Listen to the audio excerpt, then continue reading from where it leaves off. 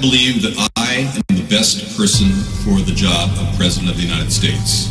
My unique talents give me the ability to be assertive and diplomatic at the same time. I'm a person who will spike the conversation, who will get politics rolling and stimulate new questions and new answers to our current political dilemma facing our nation. I believe I have a keen understanding of the economy and how to improve where we're at relative to other nations around the world. I believe that our goal at America's Third Party was to create a very strong platform in which would propel the American people forward with new opportunities and a new possibility of creating a better nation, a cleaner environment, and less war.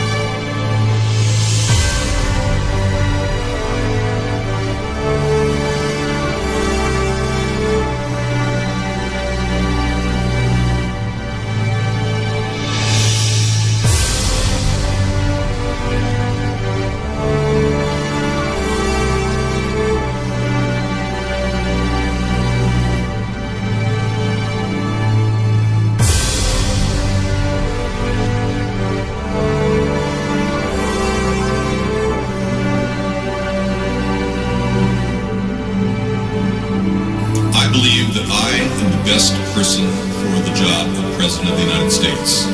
My unique talents give me the ability to be assertive and diplomatic at the same time.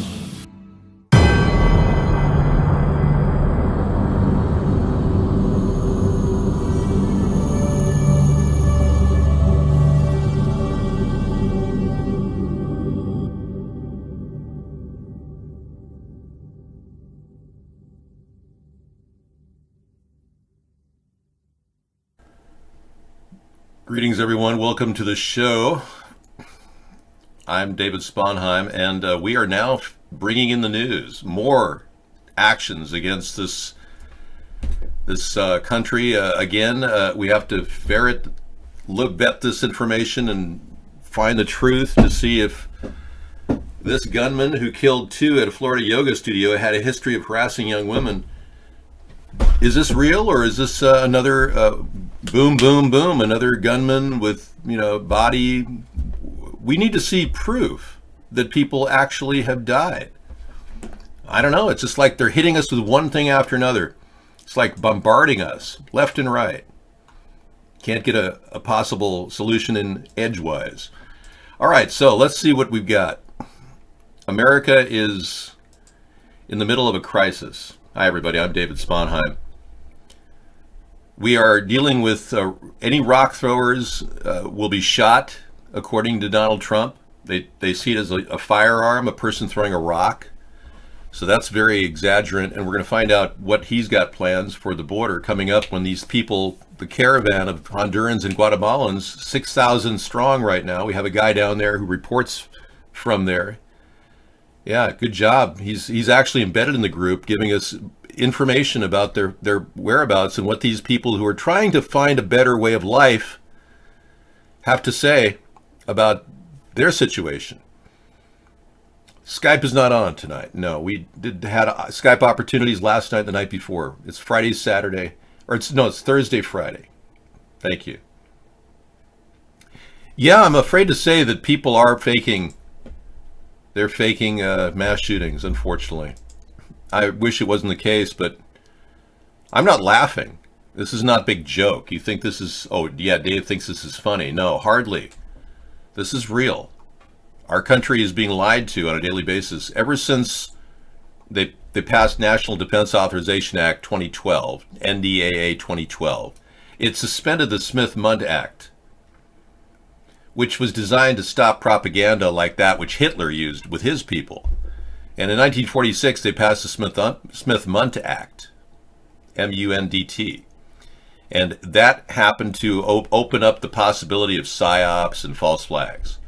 And they're working collaterally with government agencies to take crisis events and go live with these things. And every time we hear news and we look for facts, we don't see them.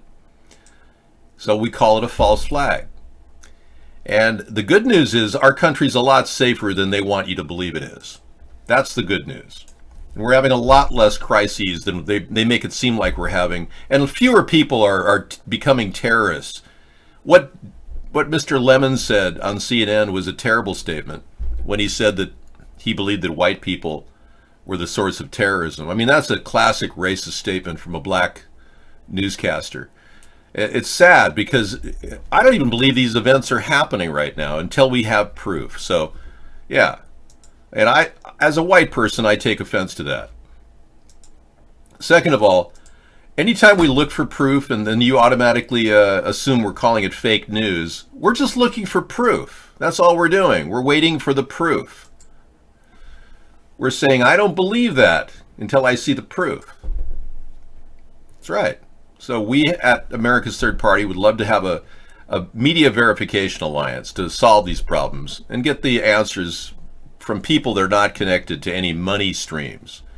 In order to become part of the Media Verification Alliance, you would have to make sure that you could put your money in a public trust, unlike Donald Trump, who didn't put his money in a public trust. We would all need to see your bank account. That's the only way to ensure that you're not being bought off to say, oh yeah, I saw a body. Oh sure, oh yeah. Here's some fake blood. Check it out. We want real people with real honesty. And I think that's the big problem we have right now. We don't have enough honesty in our government. And these lies, these false flags lead us to believe that our government is one lying to us on a daily basis. So we just want to see a little proof. And I don't trust the FBI. They have not investigated the death of Chris Cornell, a major leading singer of a rock group, Soundgarden, who found choked to death with his exercise strap that drew blood. I mean, who chokes themselves and draws blood and then dies? I mean, it's ridiculous. Second of all, he had 9 broken ribs, which begs an investigation. You don't just get 9 broken ribs without a struggle. He had a hematoma in his eye, which shows a struggle for at least 9 minutes to survive. And they call it a suicide. And then a month later, his friend Chester Bennington of Linkin Park, another lead vocalist who would be a very strong anti-war person, kind of like John Lennon. Both of these people could have been John Lennons in our country. Both dead from suicidings, which looked like homicide. So I don't trust what the FBI is doing. I think that they're lying. And I commend you Republicans for actually finding liars like Strzok, this guy that culled all the emails from Hillary Clinton on Benghazi. He limited it to just 3,000 emails, which clearly is obstruction of justice by the FBI. Clearly. And why hasn't Donald Trump investigated Hillary Clinton? Because he is deep state. That's a fact, Jack. Dave, why do you think that they're doing this? It's not Jewish people, Dave's uncle. Don't target Jewish people. Jewish people are good people. These people are Ashkenazis who are just really greedy that we're dealing with. And they're nice Ashkenazis too. Anita's an Ashkenazi. David Nation is an Ashkenazi. I'm not targeting Ashkenazis. I'm just saying these people aren't even really Jewish. And even in Orthodox Jews won't even recognize them as Jewish. Their mother's mother is not Jewish. They're not Jewish. They're greedy. They're giving good Jews a bad concept. Oy vey. Go ahead. Oh, the Donald is calling in. Oh. Press 2.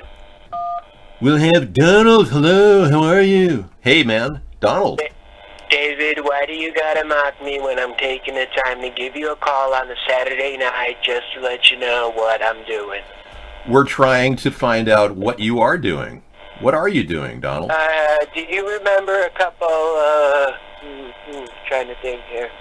A couple years ago when there was a red light flashing on and off onto 1600 Pennsylvania here? Okay. Well, we're having one of those parties. What was going on? I mean, that red light was weird. It was like a very early on in your presidency, you had that red light. What's going on with that, Donald? Well, that was just a typical sacrifice that we have to do once we take the oath. You know how it goes. No, I don't. That, Sacrifice, blood ritual. What's going on? Are you kidding me? Or is this real? I'm just a little bit more flashy about it, letting America know I painted it red. Okay. Having a red light, does that have anything to do with your escort service in Beijing that you're running, the Trump escort service? Because we know that the deal you made was to sell us Chinese chicken, the Chickadee China, the Chinese chicken. With the deal, you get all these 32 trademarks, and one of them is the Trump escort service. Is that how you're making money?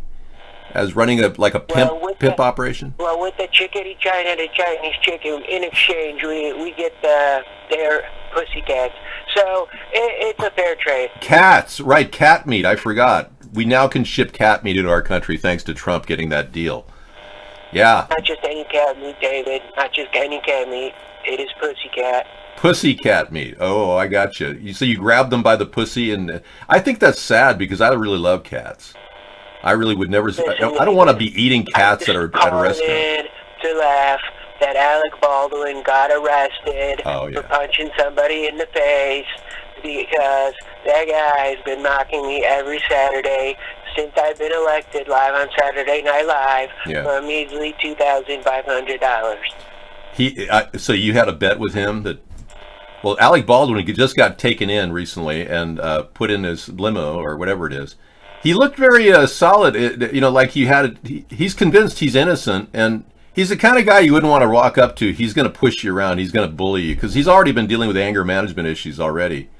But yeah. Well, look, I know the guy very well. You do? As you all know, I know everybody very well, including you, David. You do? And I must say that's the same thing that the girls at the service office say, that Alec Baldwin is a mean, mean man. Okay, well, as long as he's not touching them or groping them and grabbing them by the beep, beep.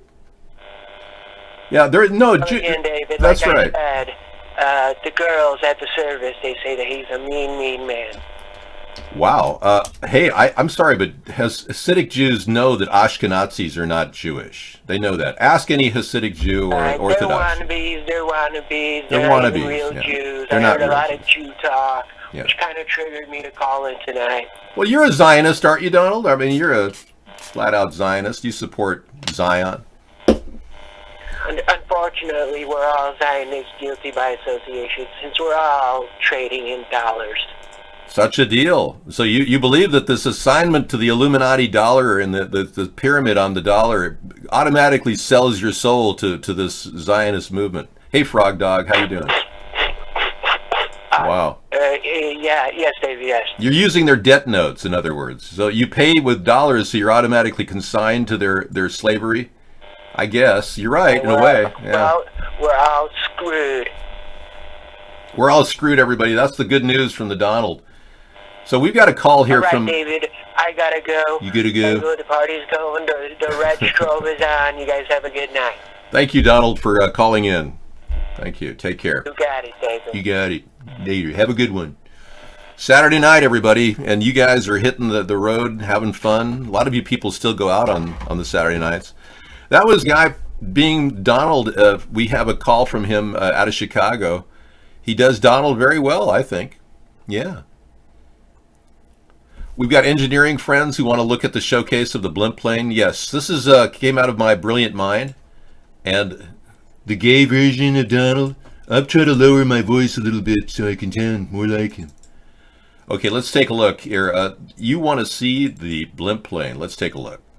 And I do too. I haven't seen it. I saved it just for tonight. Blimp plane 101. The Donald. All right, we have the blimp pack ready for you right now to look at. Now, I realize that there's a huge location of jets out there that are spent fuselage and broken down. Let me show you a picture of the jets burial ground, they call it, out in Arizona. Yeah, this is the world's largest Air Force burial ground. I'll play it for you. This week on a special edition of today's... They've got tons of jets, and all the metal that went into these things can be used. Every bit of fuselage that we could scrap out of this yard could be used, and we're looking at lots of jets, folks. I'm not talking a few. I'm talking lots of jets. Okay? So I'm not making this up. We've got tons of jets. Jet this, jet that. I mean, 707 sitting there just mothballed. So why not put a blimp pack on every one of these things and turn them into something useful? Yep. I'll play this for tonight's show. I want to check this out myself. But it's huge. Yeah. So I thought, what a simple plan to create something affordable made out of something like graphene. I do believe Mar-a-Lago is based on the Russian-Spanish architecture, yes. I do believe that's correct.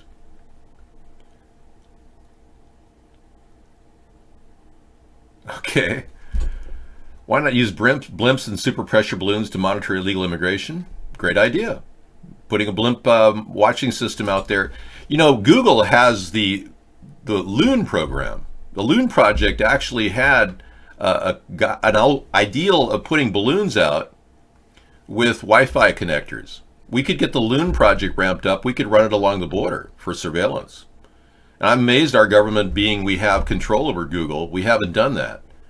So yeah, integrating this concept, dirigibles can be brought back to life. Just because the Hindenburg went down doesn't mean we have to look at every dirigible as a dangerous thing. I mean, we've forgotten about dirigibles and the fact that they save a tremendous amount of money on transportation fuel.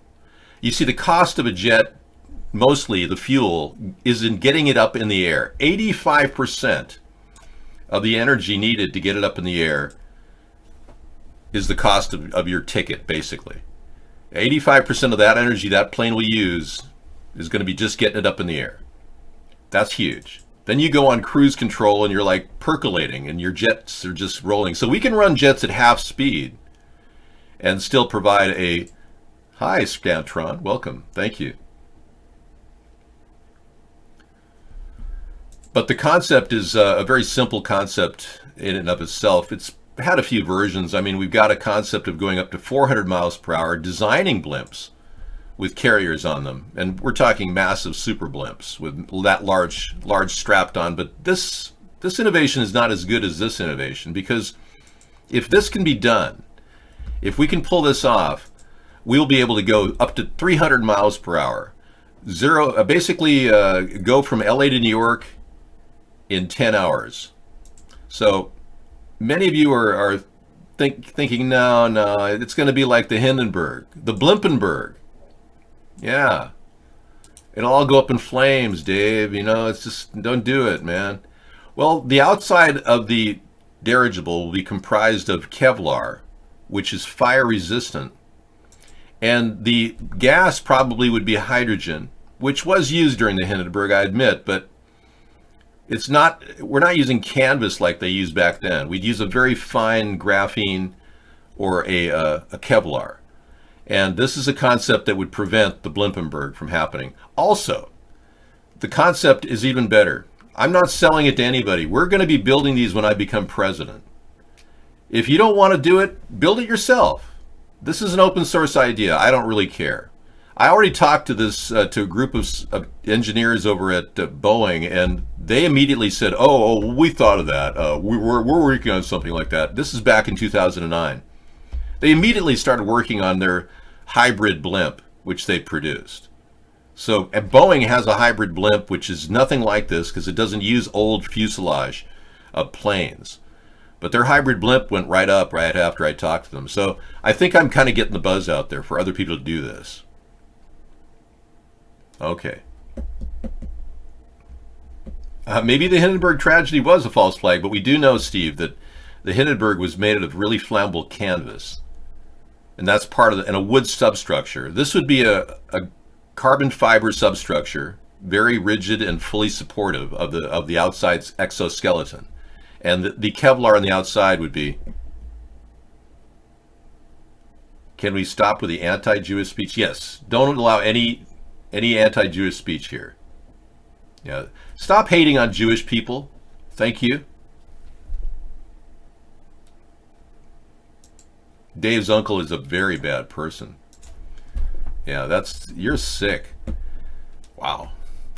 Anyway, the fact of the matter is, this is a growing new field. I think we're going to be in on the ground floor when I become president.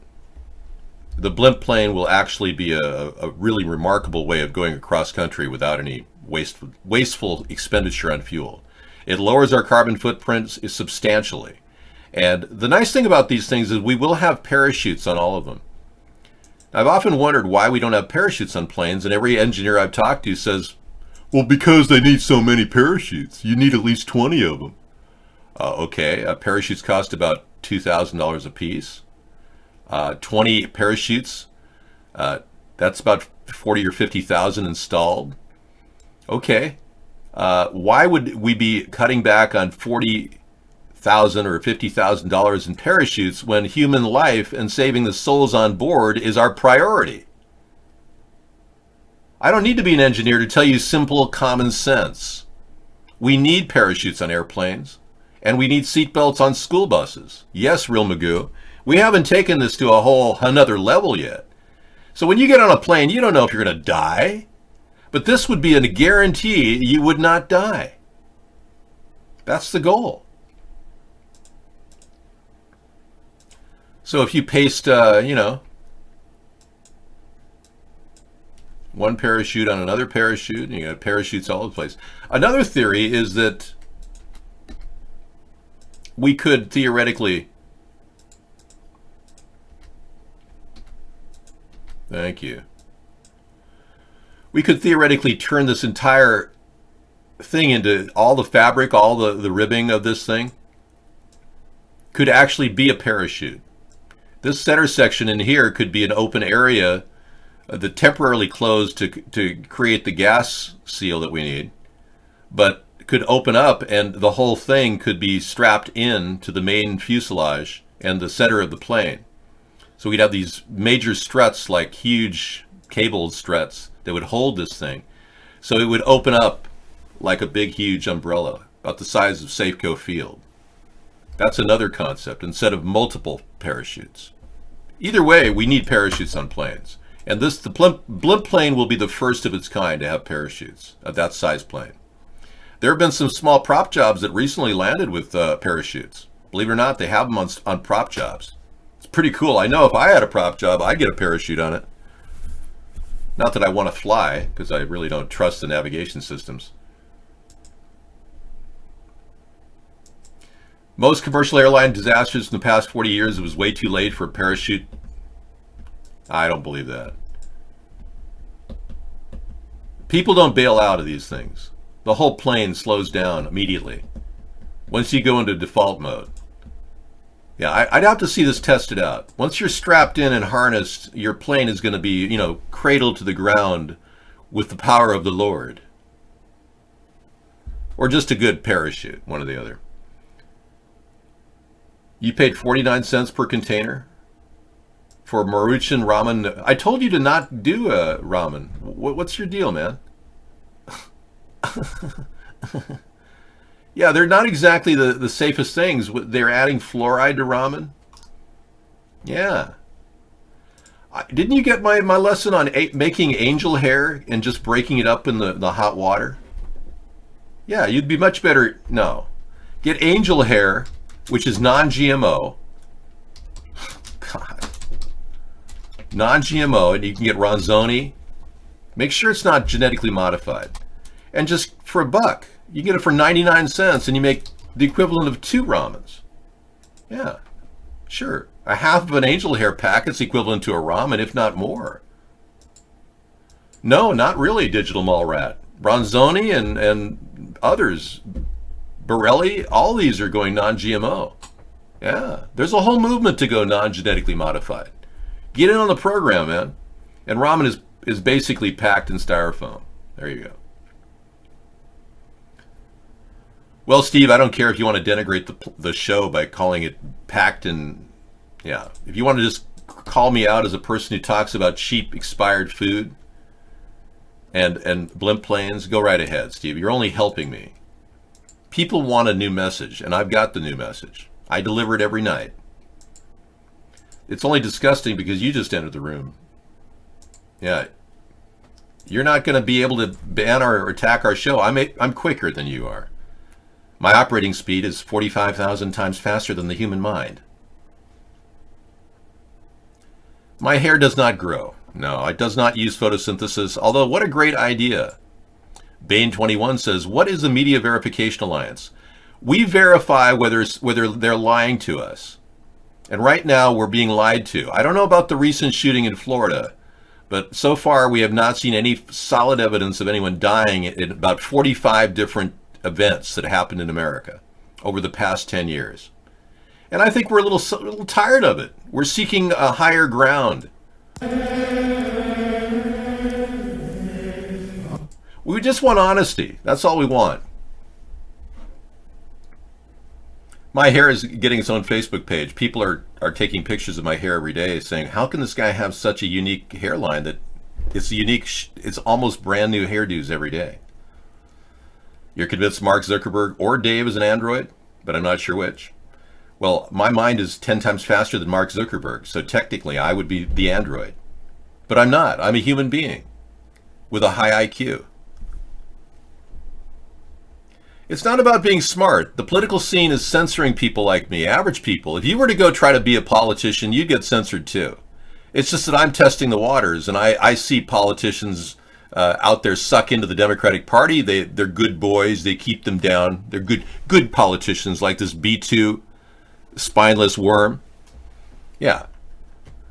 Good politicians. Stay in line. Those people can move up in the Democratic or Republican Party, but if you're building a third party, you're going to get censored left and right in this draconian, totalitarian world run by thought police and corrupt pigs. You really think that this country's free and democratic? You must have your head so far up your ass, you're breathing your own farts. We the people have had enough. We don't want to be lied to. I know Scissor Fight's pissed off about this. I know every night we talk about this. It's like we're being lied to. We want to see proof. When is the government going to show proof of what's happening? Okay, I put that in our lineup. Good stuff tonight.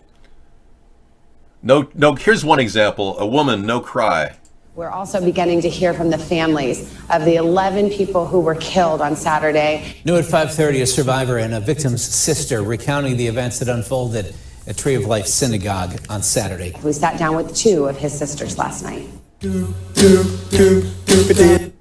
Okay, I'm not going to play the music because they're going to monetize me, but this woman sat there and smiled the whole time when she talked about the loss of her husband. Or these sisters of shooting victims speak out. They're all smiling. It turns out they got like $1 million in GoFundMe money. Is it traceable? No. This little scam the government is pulling gets GoFundMe money into the hands of these people. All they have to do is sign a non-disclosure agreement, which is binding. Proud Jew? No, we don't need you here. Yeah. All right. Yeah. Don't in any way denigrate our show. Thank you. But I will purge your last statement.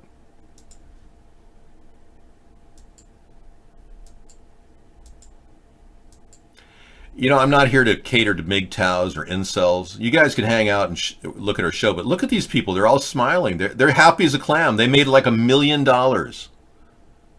GoFundMe. Each of them did already.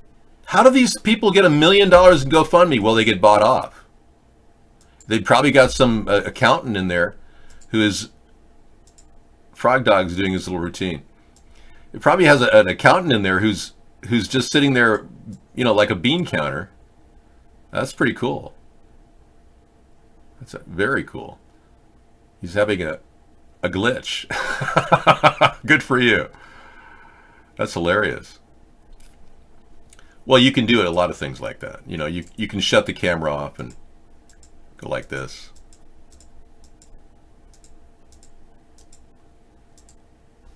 All right, moving on. So they're smiling, they're happy, they're enjoying themselves. Hey, good evening. Bet is proud to offer you a position on our network. Here at Bet, we take continually community of African-American entertainers. The first season of your cooking show is valued at $1.7. Well, that's pretty good. $1.7 million, really? Only $10 budget per season will be required. That's pretty funny. Well, good for you, Bet. Good luck finding the puppet that you're looking for. Can you send me the value line on Bethlehem Steel? Yes. I have information on the stock price. Are you investing?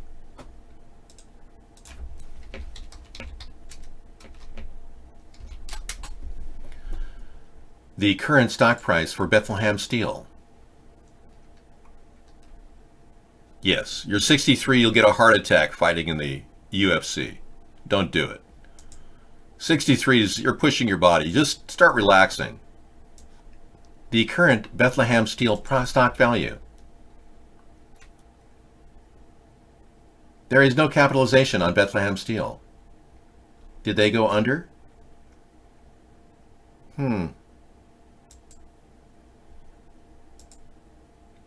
That's strange. Yeah, I can't get you the current valuation. I'm so sorry. Beep. What year did Bethlehem Steel shut down? 2003. Wow. How come I didn't know that? Thanks for telling me. Appreciate it. They've been shut down since 2003. Yes, please stop the racism and the discrimination. Thank you. Everyone here, you're a narcissist, says please stop racism and discrimination. Please do. But you're allowed to freely speak out, and if you use any words that are considered racist or discriminatory, it's legal to do. But please stop doing it. There you go. As a Jewish man, I'd appreciate it if you talk about the Holocaust, how it was real, and the Jews deserve the sympathy of everyone. Absolutely. Everyone has to understand the Holocaust is real. A lot of you have been led to believe that there's something wrong about the videos of the people dying. No. They're filmed. They were made in 1946 under the auspices of the Eisenhower occupation. Oscar DeLeje says, what's your stance in the Democratic Party the last few years? Well, the Democratic Party's stance is to grab their ankles and grease up because they're going to get it. I think the Democrats are weak. I don't even think they can launch an impeachment right now against the most inept president in American history. I think there's a problem there. They've never been questioned by people with my intelligence, so I think they're kind of vulnerable to anybody who could go after them like Donald Trump. This just in. Knife-wielding man on LA freeway, bandaged up like a mummy, was not a Halloween prank, but a mental hospital patient who escaped. Whoa. He had his left hand and head bandaged as he walked on the I-5, I-10 freeway, the San Bernardino freeway. Lisa Shields, who filmed the incident on her cell phone as she carefully drove by the man, realized his eyes were closed when she pulled up near him. Oh, this was not a prank. Let's take a look.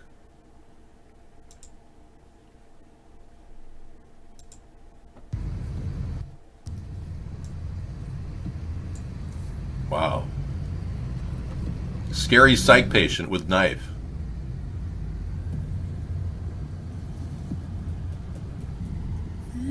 Yeah. Freaky. Yeah. That's why they have CHP officers out there. Okay. A standard day in Los Angeles. Driving by and seeing a psych patient roll down with a knife and bandages. Wow, that's quite a story. Thank you. Hey, new information about a llama. Oh, sorry. Those women are still just laughing because they enjoyed their money they got. I know. Everybody's happy. Look at that. Laughing. They just lost their loved one and they're laughing and smiling because they made so much money. The government can't hide the buy-off. I mean, they're trying to buy people off to make us all seem like these terrorist attacks are real. They want us to think that they're real because they want to get rid of our guns. They want to initiate gun control. Oh, we can't allow terrorists to have guns, or make it seem apologetic to the Jewish community who are being attacked during this election period. Yeah, making people vote Democrat, whatever. Who knows? By the way, the illusion of the two parties, left versus right, that's just a fake choice. They're really both the same party. It's the party of money. Anybody who worships money is in one of those two parties, just so you know. Yeah, here's a story about a llama antibody could be the key to universal flu vaccine. Well, I'm curious. I mean, I'm not totally against vaccines. Forced vaccination's got to cut back, though. But less than a week ago, Roche snagged a regulatory approval for Xofluza, a single-dose oral medication for the first new flu treatment approved in 20 years. Okay. The LA Times reports that a team from the Scripps Institute in Southern California have been able to take antibodies made by llamas and use them as the basis for a flu vaccine. They're effective enough to work on a wide number of flu viruses, according to the report. Now, that's actually pretty promising. All we have to do is make sure that all of these do not have any llama dung in them, because they've been putting all kinds of horrible things in flu vaccines. You hear that they found Roundup in most of the flu vaccines? Glyphosate? Mercola.com has a story about that.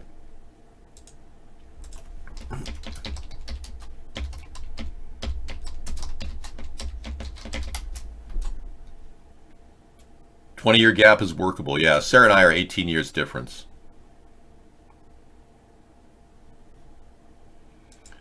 Yep. There's Dr. Mercola is an advocate against vaccines, unnecessary vaccines, and he talks about this stuff. Those two together, and you're literally talking for a potential prescription for the extinction of the species within a century. Wow, let me repeat that for you. I'm going to play this tonight in our show. Most significant toxic exposures that we have, by far. I mean, the only other one that even comes close is EMF exposure. But you get both of those two together, and you're literally talking for a potential prescription for the extinction of the species within a century. Wow. So pesticide exposure is exponentially increased, and glyphosate is part of that. It's integrated into all of our food. Roundup.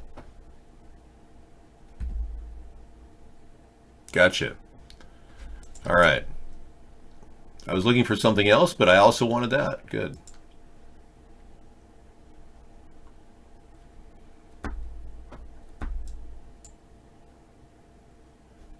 Here's one on vaccines, glyphosate and vaccines. Okay. Well, I just released some data to the Centers for Disease Control, to the Food and Drug Administration, to the National Institute of Health, and to the World Health Organization through my U.S. Senator Jane Shaheen in New Hampshire. And I looked at vaccines. And I looked at vaccines that use proteins. Proteins like egg protein to grow the vaccines, or gelatin as used in agar to grow the vaccines. Also, gelatin is added as an excipient to vaccines to keep the vaccine in suspension. It's a stabilizer for the vaccine. They put gelatins into vaccines. So I got thinking about that, knowing that what I found in the laboratory with pig bones and skin, and with cow bones, and also from Monsanto's data of the tissues, that my chance of finding glyphosate in vaccines were pretty high, seeing that most of the glyphosate was bioaccumulated in the bone, and that's where we get gelatin from. So I analyzed popular vaccines. Okay, interesting. So it may not be intentional. They get gelatin from bone, and bone happens to be a harbinger of Roundup. I like Mercola. This guy's good too. Yeah, very interesting video we'll have for you tonight. I just researched that. So yeah. We're not getting any donations. We're not crowdfunding anything right now. If you want to donate to America's Third Party, you can go to americasthirdparty.com and put money toward this effort to build this party and to get me on the ballot in 2020. I am not scared to fly. That's the last straw here. I have no fear of flying whatsoever.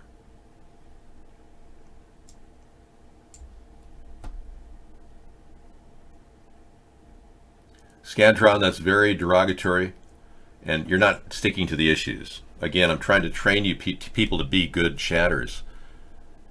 I would never go door to door. I have over 1,000 death threats against me. You can see me online every day. I've got a longer presence online than any other human being on Earth. We are allowing clowns into the show, yes. If you want to be a clown, you can be a clown. This is whatever you want. So I talked about how Brett Kavanaugh's recent positioning as SCOTUS has been derogatory or bad for our country. I think that's a serious issue. He was the guy in 2011 that allowed foreign governments to fund super PACs. And that's how Russia got money into the hands of Mitch McConnell and other people, other Republicans, Donald Trump even. So this is an important connection, because if you forget the fact that he was responsible for that in 2011, you won't understand what a dirty judge he is and how he's been put in position now to rig all kinds of decisions. Now, if Donald Trump were to fire guns on illegal aliens, Brett Kavanaugh would probably rule that's okay. He's the guy behind the Patriot Act, and also the John Hughes position, George W. Bush's lawyers' position on enemy combatants and how we can torture them. So it's more likely. No, I'm not done with him yet. We're going to be working on impeaching Brett Kavanaugh. He had a $200,000 payoff of his bills last year, which is illegal. It's taking bribes. All of that's felony action. This guy's going to jail when we get done with him. But just because you're being led by an absolute moron right now as a president doesn't mean we're not going to be pursuing some critical issues that need to be dealt with. If Ginsburg retires next year and Trump's still in power, or Pence is in power, they're going to rig it so that they will be allowing people to shoot people on sight at the border. Slingshots? No, we don't need slingshots. We're not a violent group there, 307. I don't eat fava beans, no. I've seen them. I've had them a few times, but I'm not that fond of them. I think I have a couple bottles of fava beans in my closet. Are you referring to Clarice and the fava bean illusion? Ubisoft heavily censors Rainbow Six Siege in prep for China launch. Steve Rosen, you've got some real news? PlayStation lifestyle. We don't do PlayStation here. Yeah, Steve, that's not a news story. He's giving us gaming news. All right. That is his life. That is his life, yeah. So bear in mind that Kavanaugh is corrupt, and they rigged the judges. They're trying to rig the judges to stack it against your rights. He's already been the one articulating the Patriot Act, which took away a lot of your freedoms, but you didn't even know that. So what does it matter? We're not throwing a 2-year temper tantrum. We're in the process of an impeachment. If the Democrats get their act together and win this in the House, we will be looking at an impeachment process. Trump is going to be impeached. I'm convinced of it. What do all those things stand for, Chuck? Dave, would you overturn Citizens United? Yes, I would. I would overturn Citizens United, but I, as president, couldn't do that. Hi, Scantron. I like your name. The Supreme Court made a terrible decision when they gave corporations the rights of an individual. It's the weirdest, most disturbing decision ever made by the courts. But you've seen a new evolved court which doesn't even have any legal precedent. Clarence Thomas, who has never written a single brief once since he, got past the Anita Hill hearing where he said he had it was a sex thing going on back then. Well, Clarence Thomas actually doesn't recite any constitutional law when making decisions. He never does. They say he just says things based on his gut feeling. He has no legal precedent to back up any statement. So we have kind of a reduced, incompetent Supreme Court, for lack of a better word. And with Justice Roberts, who's a heavy-duty epileptic on heavy medication, we've got a heavily medicated, inept Supreme Court. And now with the Gorsuch, who's in charge of a group called Fascism Forever when he was in college, we've got a fascist. And now we have a guy who likes to allegedly drink beer all the time. Or not allegedly, he admits to drinking beer all the time. They alleged to him actually assaulting a woman. Spear. He likes Spear, but they alleged that he assaulted a woman, which I think 100% passing of a lie detector test by Christine Blasey Ford was a pretty good indication of a person telling the truth. Please don't say anything derogatory in the show. You've been kicked out. Okay.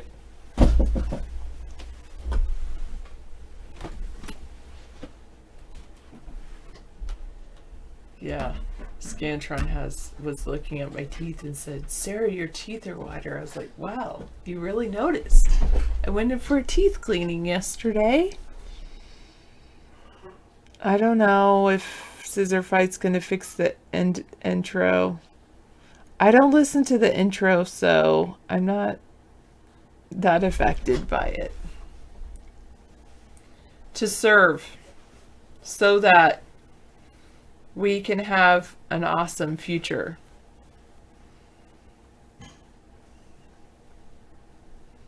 That's my why. I was blessed with some very good genes. I have awesome parents.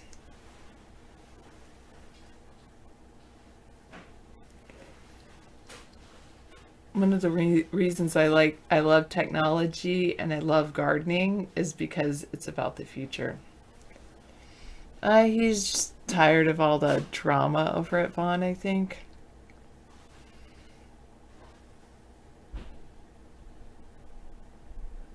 Let me see.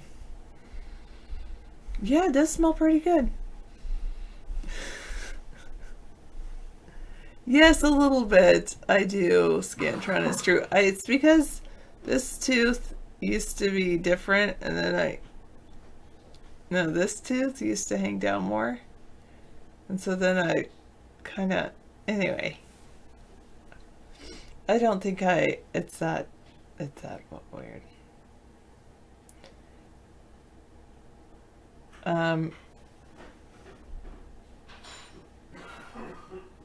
I'm going to leave that up to your imagination, Steve. I think the imagination is a very good thing.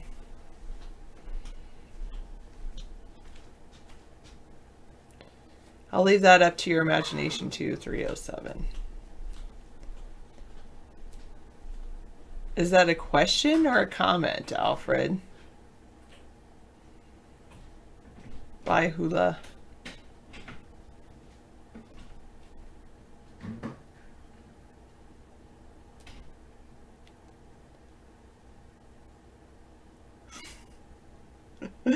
So many publishers have had to change their text and books because of you. Because they end their sentences with prepositions. If I do it verbally, you'll correct me, right, Howie?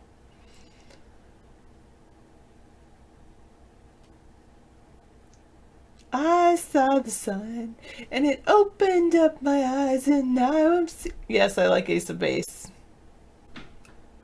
All that she wants is another baby. She's born tomorrow. No. Anyway.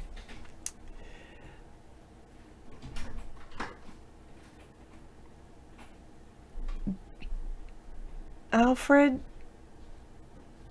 I think that you're just calling people names. I think you need to start contributing positive messages to the conversation. Why am I dressed up?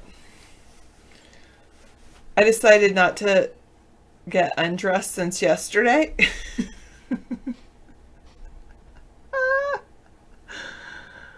Oh, I hate it. I absolutely hate it, Mad Dogs.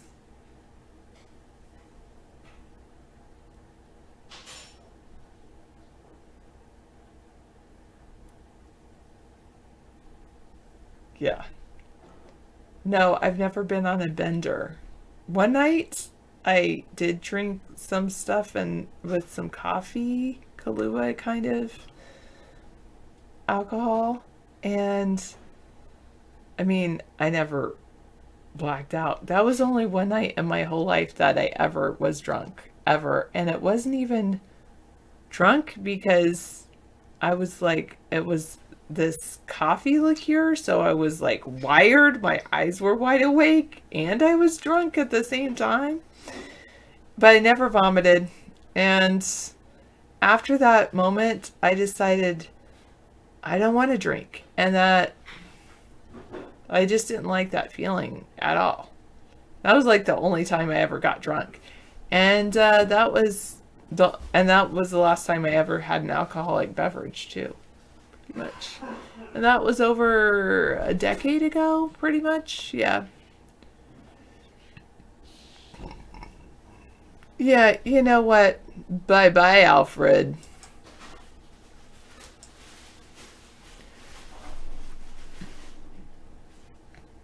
I sometimes get tired, Steve Rosen, and then I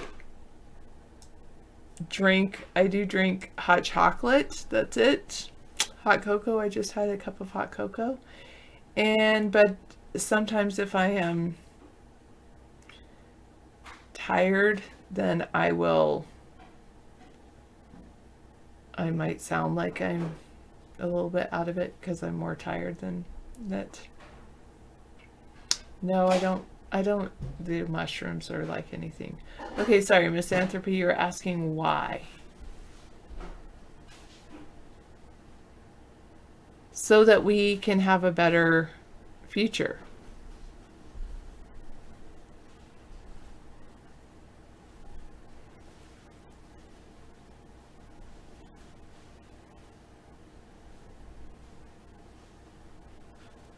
Yeah, energy drinks aren't for the weak of heart. I don't think they're good for people's hearts.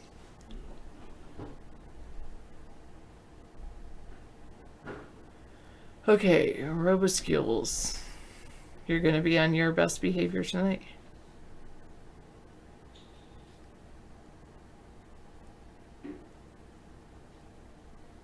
Are you playing with your cat? That looks sped up. What's happening, Frog Doc?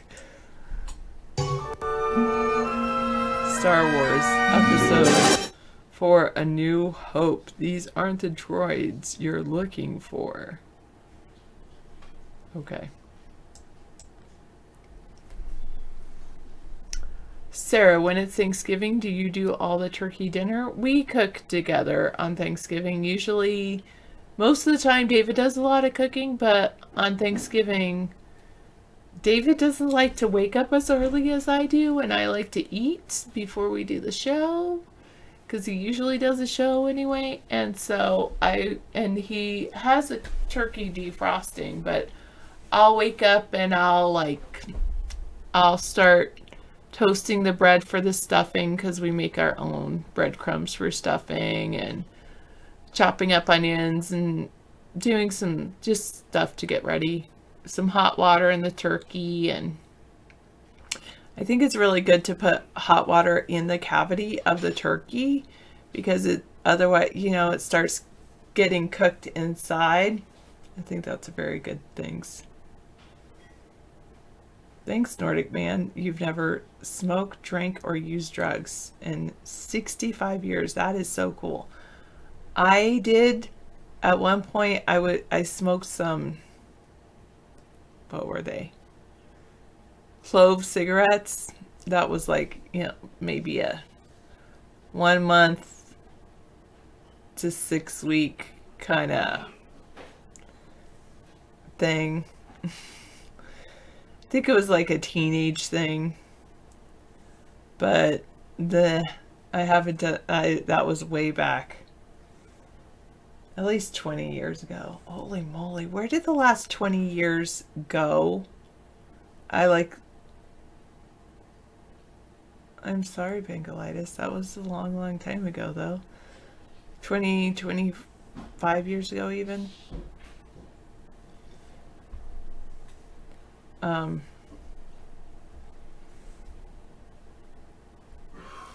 Never smoke, drink, or... What else?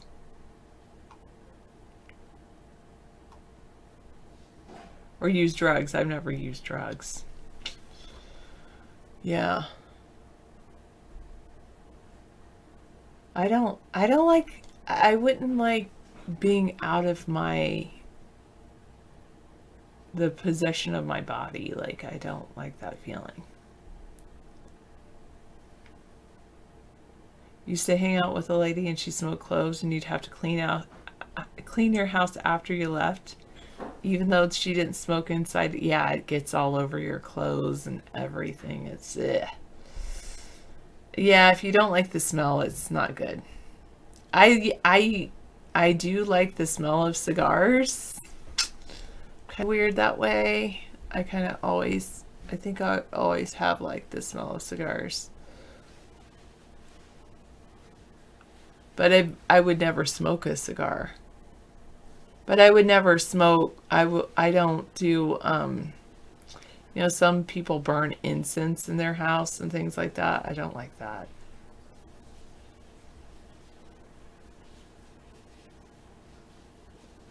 Yeah, well, he's not running for House or Senate, so that's why his name wasn't on there, Eric.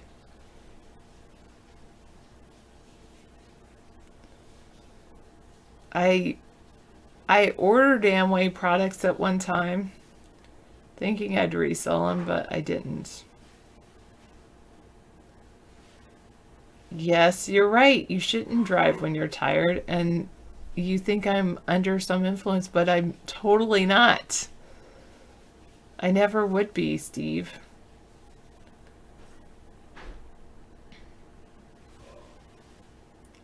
If I am, it's because if someone did something to me without my knowledge, maybe, but no, I'm not. I am very tired because I've been working very hard all week, and my back right in here, like my neck and my upper back, is all tight and really tense and hurts.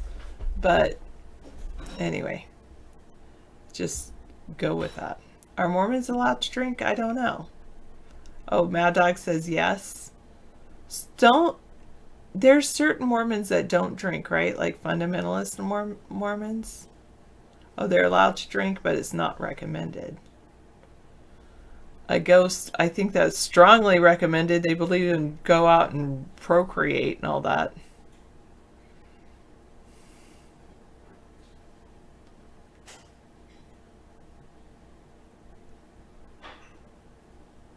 Oh, Howie, if you talk about people's grammar, then I have to correct you on the way to spell grammar. There's no E in the word grammar.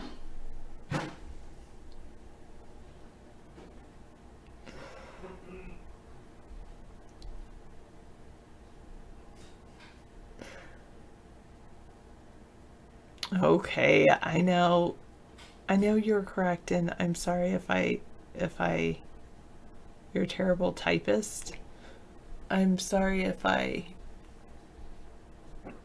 end my sentences with prepositions sometimes.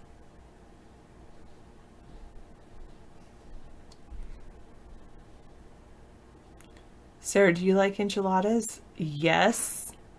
I like them more than mild, though. I would like a hot enchilada. I actually went and had Thai food this week, and I said, well, I want your hottest Thai food. And they're like, well, 12's like Thai hot. And I said, oh, okay, I'll take a 9. And I should have said, yes, give me a 12. Because I got the 9 and I was like, this is so not even hot. I should have just stuck to my guns with that. No, instead I've been focusing on subitizing, Steve Rosen, instead of studying differential equations. I did, however, watch a cool video about it was about calculus for 5th graders. I liked that video.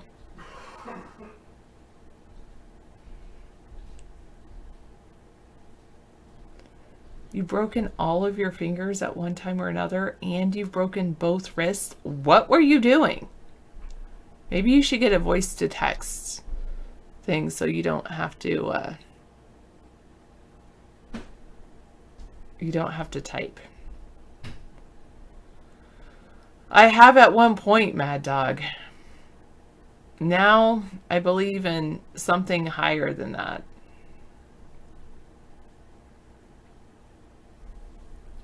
Dude, skateboarding, dangerous.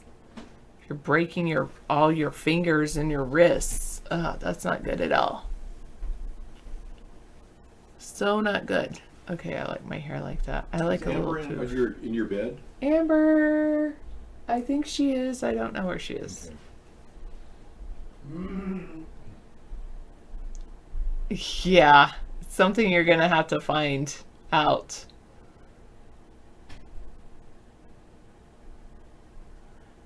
Well, fortunately, I love my house so much that I don't want to go on a vacation to somewhere else. I mean, I'm glad I went to Disneyland. That was fun.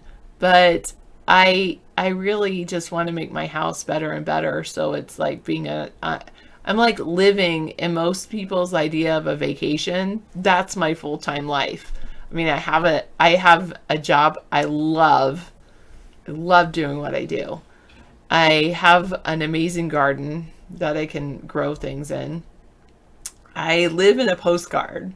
Like, I just drive down to, well, which side of the island should I drive to today? Go down to the beach. Yeah, so it's pretty cool.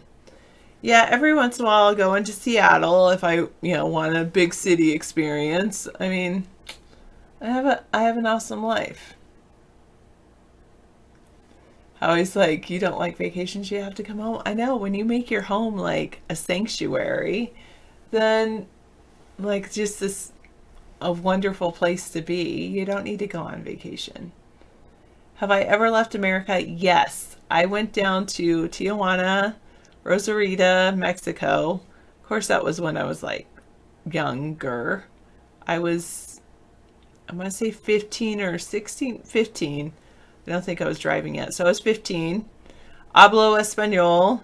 And that really opened my eyes to poverty. It made me really glad that I lived in the United States of America. And that we have fresh water and people, you don't have to buy bottled water if you don't want to. So I'm thankful to have a simple life too. Well, yes, I do know that there's a lot more to the world than the US. And I've been all over the United States. I've driven through most of the United States. But I do know that Europe is a totally different country, and Asia, not a different country, excuse me. Europe and Asia, all of those continents have something special to offer. Oh, here she comes. She was hiding in her secret place. Yeah, she likes to hide behind the green screen. Yeah, she really had me fooled. I was wondering where she was. Europe is not a country, and South Africa is a country. Yeah. And Africa is a continent. All right. Real Magoo says Belgium and France have much better roads and infrastructure than the U.S. He's been to Belgium, Hong Kong, Taiwan, Philippines, England, and France. He wanted to stay in the Philippines over New Jersey. Have you been to the New Jersey Turnpike from the intro of The Sopranos? Yes, I do. I agree. It is over 10 years old. It still looks exactly the same, and it's not fun.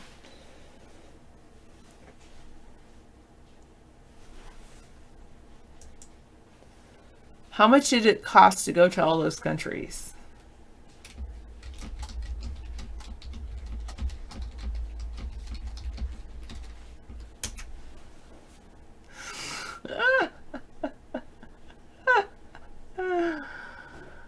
Oh, goodness. Hi, Robert. How are you this evening?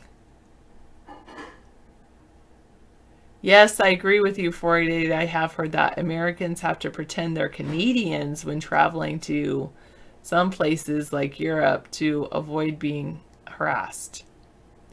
Nice close up on you, Frog Dog. Good job.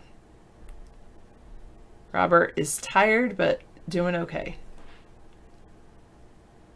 Thanks. I look like a dark lion with my hair, like a dark Mufasa. Misanthropy can't go on vacation. Instead, he just has to move from place to place.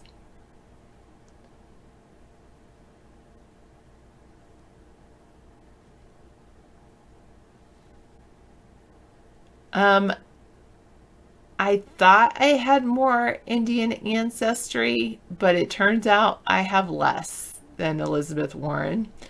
I did not do a DNA test, but my brother did, and he found our stepbrother that was from my father's teenage years. Anyway, so he found out that we're not actually related to any Native Americans. So we're from,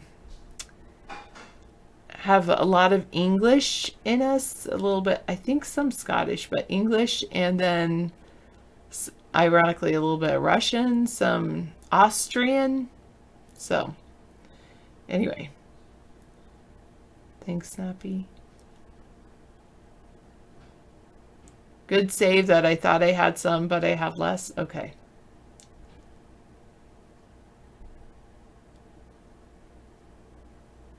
Only male lions have a mane, so I can't look like a male lion.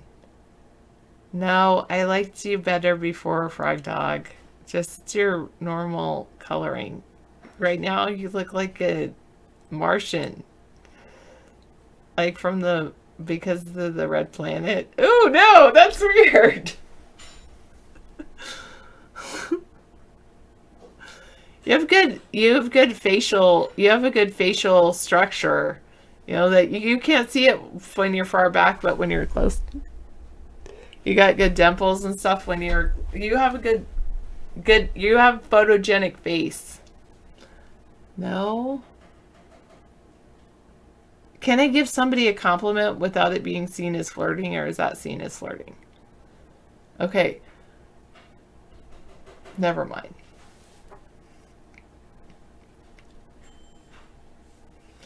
However, they did have amazing pyramids, Steve Rosen.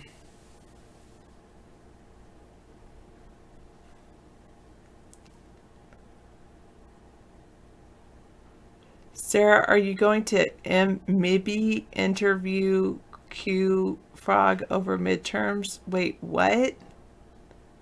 I don't know what you're asking for. 3-2. Blue eyes are a recessive trait. Obviously, I have brown eyes, but I can have a blue screen on my glasses that give them a blue tint.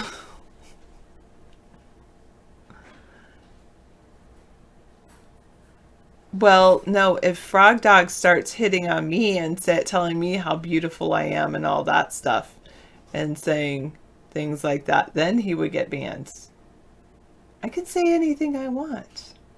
I can say, Mad Dog, you're looking great. I get along. In the past, I've gotten along better with. I've gotten along better with men than women in the past, but I have a few. Okay, that's a little too close up, Frog Dog.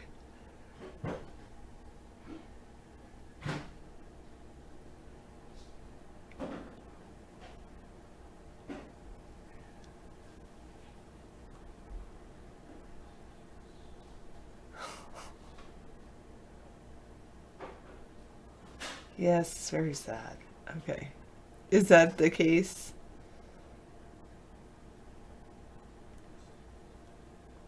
They're one up, insecure, alpha male, rigid in their way of thinking. Okay. For me, Steve Rosen. Okay, let me see. This is Sarah. I love this song. I can't play it because we're recording this to go on YouTube later, but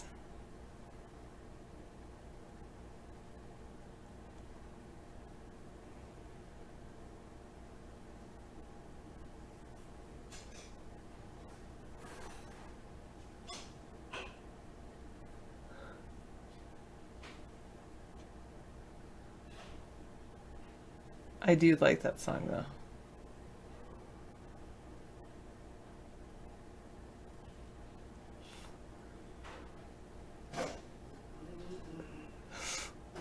don't know. You're a little too close. There's about right. That's pretty good. All right. How long does it take David to start talking politics after waking up? Less than 5 minutes. Most days, though, he's still sleeping when I've woken up and I'm gone. But yeah, today on weekends, David wakes up and I'll say, "Hey, how are you? Did you sleep okay?" "Yeah." And then he goes in and he starts talking about politics.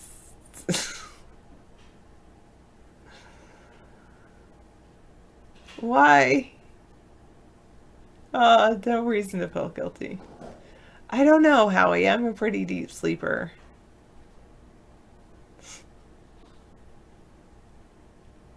Should I unmute Frog Dog so that we can hear what he's saying? What is he saying? Line for everybody, because there could be some hacker asshole bastard that's over there doing all kinds of bullshit on iBlog, you know what I mean, trying to run a little exploit or something. I mean, it happens all the time. It is what it is, you know what I mean? It's true. It's true. Okay, I want to get something out there while I can take this opportunity. Go ahead. There's a rumor that's already going around. Just as soon as Sarah said something about my looks, fact, the whole fucking stream went down. I wonder if Dave pulled the plug. I wonder he's if totally somebody else rigged this bullshit by running a little hack just to make it look like Dave pulled the plug. And man, I hope, nothing's wrong here, but she's not hitting on me, okay? She's just no observation. Observation between a male and a female doesn't always necessarily have to be that they want to suck a dick. Thank you. So get it through your mind, people. If Sarah doesn't like me like that, and I'm glad, and I don't like her like that, and I'm glad. I got a girlfriend, and she's got a boyfriend, and that's true. It's true, it's true, it's true.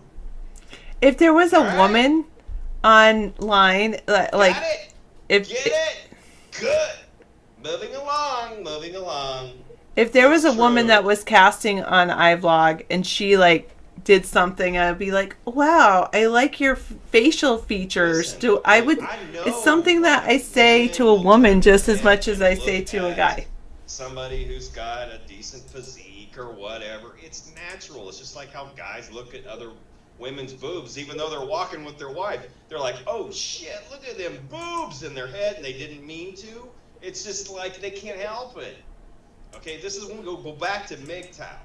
MGTOW teaches men from other men that they recognize that there's these biological things going on. And us as men, we know what men think because we're men. But we really don't know what women are thinking. And so we go over there and we find out the hard way what women are thinking because of what their actions do and what their words do. All right?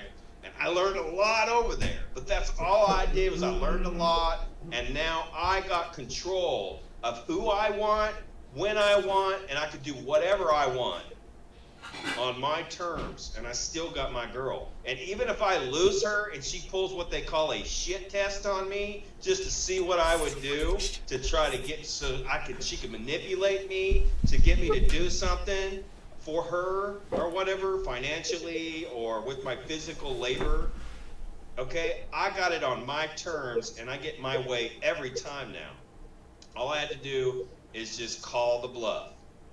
And I got a girl that loves me enough to where I could call her out on her shit tests, and she laughs. She's like, I was just joking. Yeah, I know. Like, guess what she did to me yesterday, dude? Okay, what did she do? She was looking at some sort of used scooter for like $500 on like Facebook, Craigslist, whatever, locally.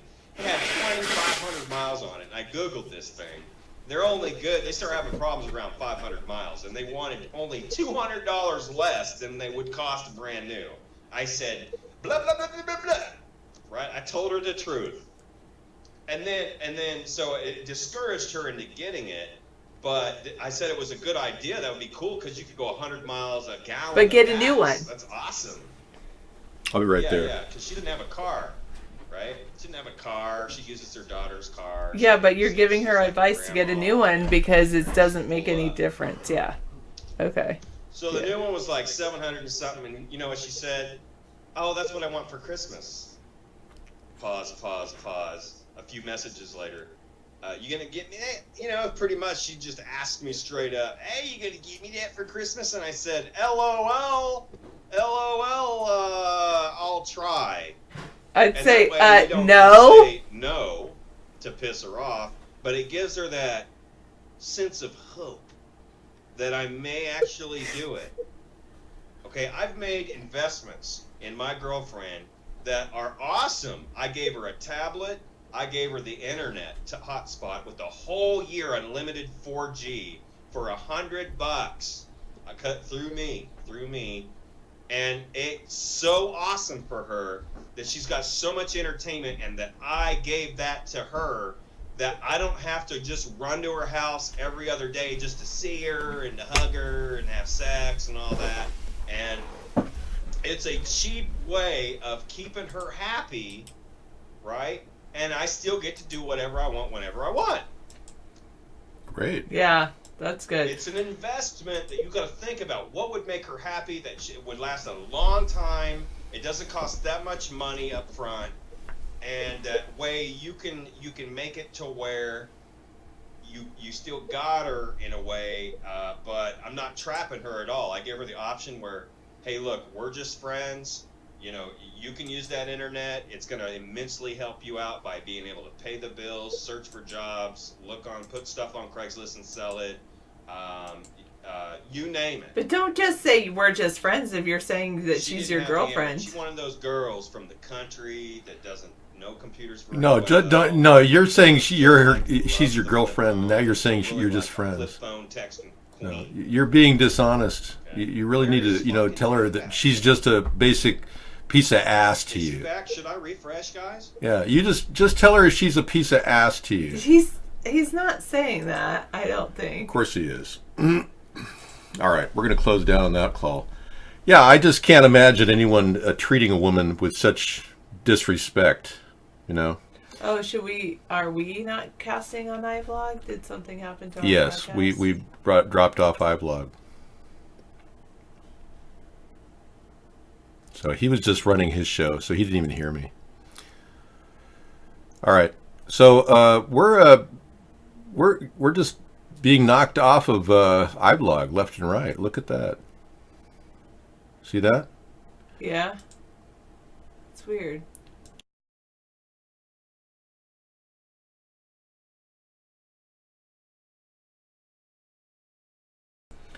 Well, we're having transmission problems right now. Sorry that happened. Yeah, we're back. Are we? Yeah, we're back. How many but are you I thought you broadcast on 4 places. No, this network shut down on us.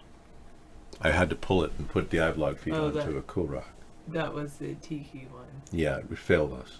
Oh yeah. It shut us down. Okay. I don't know why. I'm not worried about it. Yeah, because we have to create our own thing if we're going to do anything like that. All right. No, I'm not getting mad at all. I'm just saying we're just dropped off of the other network. We ran iBlog now on. Yeah, well, many of you are trying to, hook up overseas, long distance, but I know a guy who goes down to a liquor store and gets a 6-pack, and whatever the first woman he sees at the liquor store, he says, "Hey, you want to share the 6-pack with me?" That's his line. That's his line. That's a pathetic thing. He goes to and he just buys a 6-pack and he just says, "Hey, I got some beer. You want to share it with me?" And the first woman that wants to share some beer with him, that's his date for the night. Because that woman's desperate. Yeah. And she'll do more than just share her beer. It's a simple. that's like sharing beer. She might even rob you. I bet it works every time for him. Yeah. At least when he finds a woman that wants to share a beer, then that's his. It works to get them to the next step, because I'm not a drinker, so I wouldn't share a beer with anybody. No, but I mean, there are women that do that, and then that's the kind of woman you have. You have like a barmaid girlfriend, you know. So you get what you get. You're you know? like one to talk. What? Yeah. What's that? Nothing. I'm sorry. What did you say? I said. You're one to talk. What do you mean by that? I said that to Mad Dog. Oh yeah, Mad Dog. You're one to Frog talk. Dog comes on, puts his face on the screen, and Sovereign puts his face on the screen. And I say, like, if a woman put her face on the screen, or, you know, I know Mad Dog puts his face on the screen, and I say, hey, that's a nice outfit, or hey, that's a nice whatever. I give compliments to people sometimes. And not flipping. No, the fact is, when you talk to Mad Dog and you say, you're one to talk, I thought she was talking to me. No. Yeah. Yeah. So. Anyway. Welcome back. Hey, guys. Not defensive. No, hardly. She looks great. Somebody said I should take you out to a movie. So we should just close the show down and I'll go down to a movie tonight with you. What do you say? I would say we haven't been to a theater in many years. That's what I would say. I know. Okay, I know you love David and you love me. I think that I will pay for a movie. They're $10 a piece, but why spend the money on that when you could buy rice and beans for the future apocalypse? And why go to a movie theater when you can watch like a movie at home? Yeah, we've got a 50-inch TV. I mean, we probably could upgrade our TV in our bedroom, but I like it when it works. You know, I don't really care if it's a bigger TV. Anything that works is fine with me. I see these TVs that are $2,500, curved screen, ULEDs. It's like, why? When you can get a $400 or $500 LED TV that's 4K. I mean, I don't get that. Why would someone spend $2,700 on something that's just the newest thing, you know? I do sometimes, Laura. Like right now, I think I'm going to go get working on my master's. She's going to start working on her education now. Thank you, Sarah. Well, I think it's dangerous to endorse people that, you know, just have women on the side. People want to be taken seriously, you know? Yes, you're taking a risk, but you're also micromanaging your life by just pretending to be nice. That's not the real thing. To be nice? Yeah, I mean, these guys just pretend to be nice to these women so they get what they want. You don't see that? God. Yeah. That's a problem, you know? I think that's sad if guys are just being nice to women to get to what they want. That's all over the place. We're talking about manipulative behavior, which is not good. See what I mean? DT Laura agrees. Yeah. Women feel like they're being manipulated. You guys are not covering up your manipulations enough, apparently. Or just be honest. That's the better angle, is just be honest. Well, maybe they do, but if she's that deceptive and you're that deceptive and you're both in that realm of deception, that's not a future. That's not trust. You have to build a relationship on trust. Anyway, whatever. They say that most people are scripted the first 6 weeks of their relationship. And it's probably true.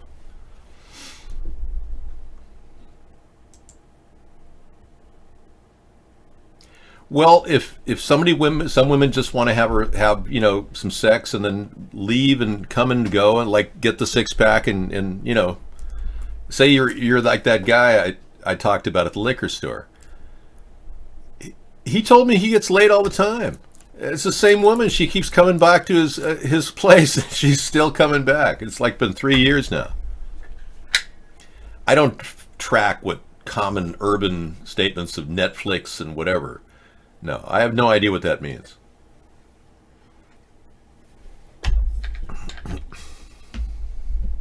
Wow. Misanthropy broke up with a few women the day after we started dating because they started acting different. There you go. That happens. I've dated women that were dressed up to the hilt with makeup, and you'd never guess they had a weight problem, and then after a few beers, you don't really care. Some guys have that, you know, and you meet women in that situation. The next day, it's like, ah!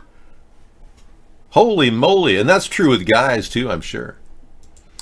Yeah, we're talking about dating. Make love, not war is the theme tonight.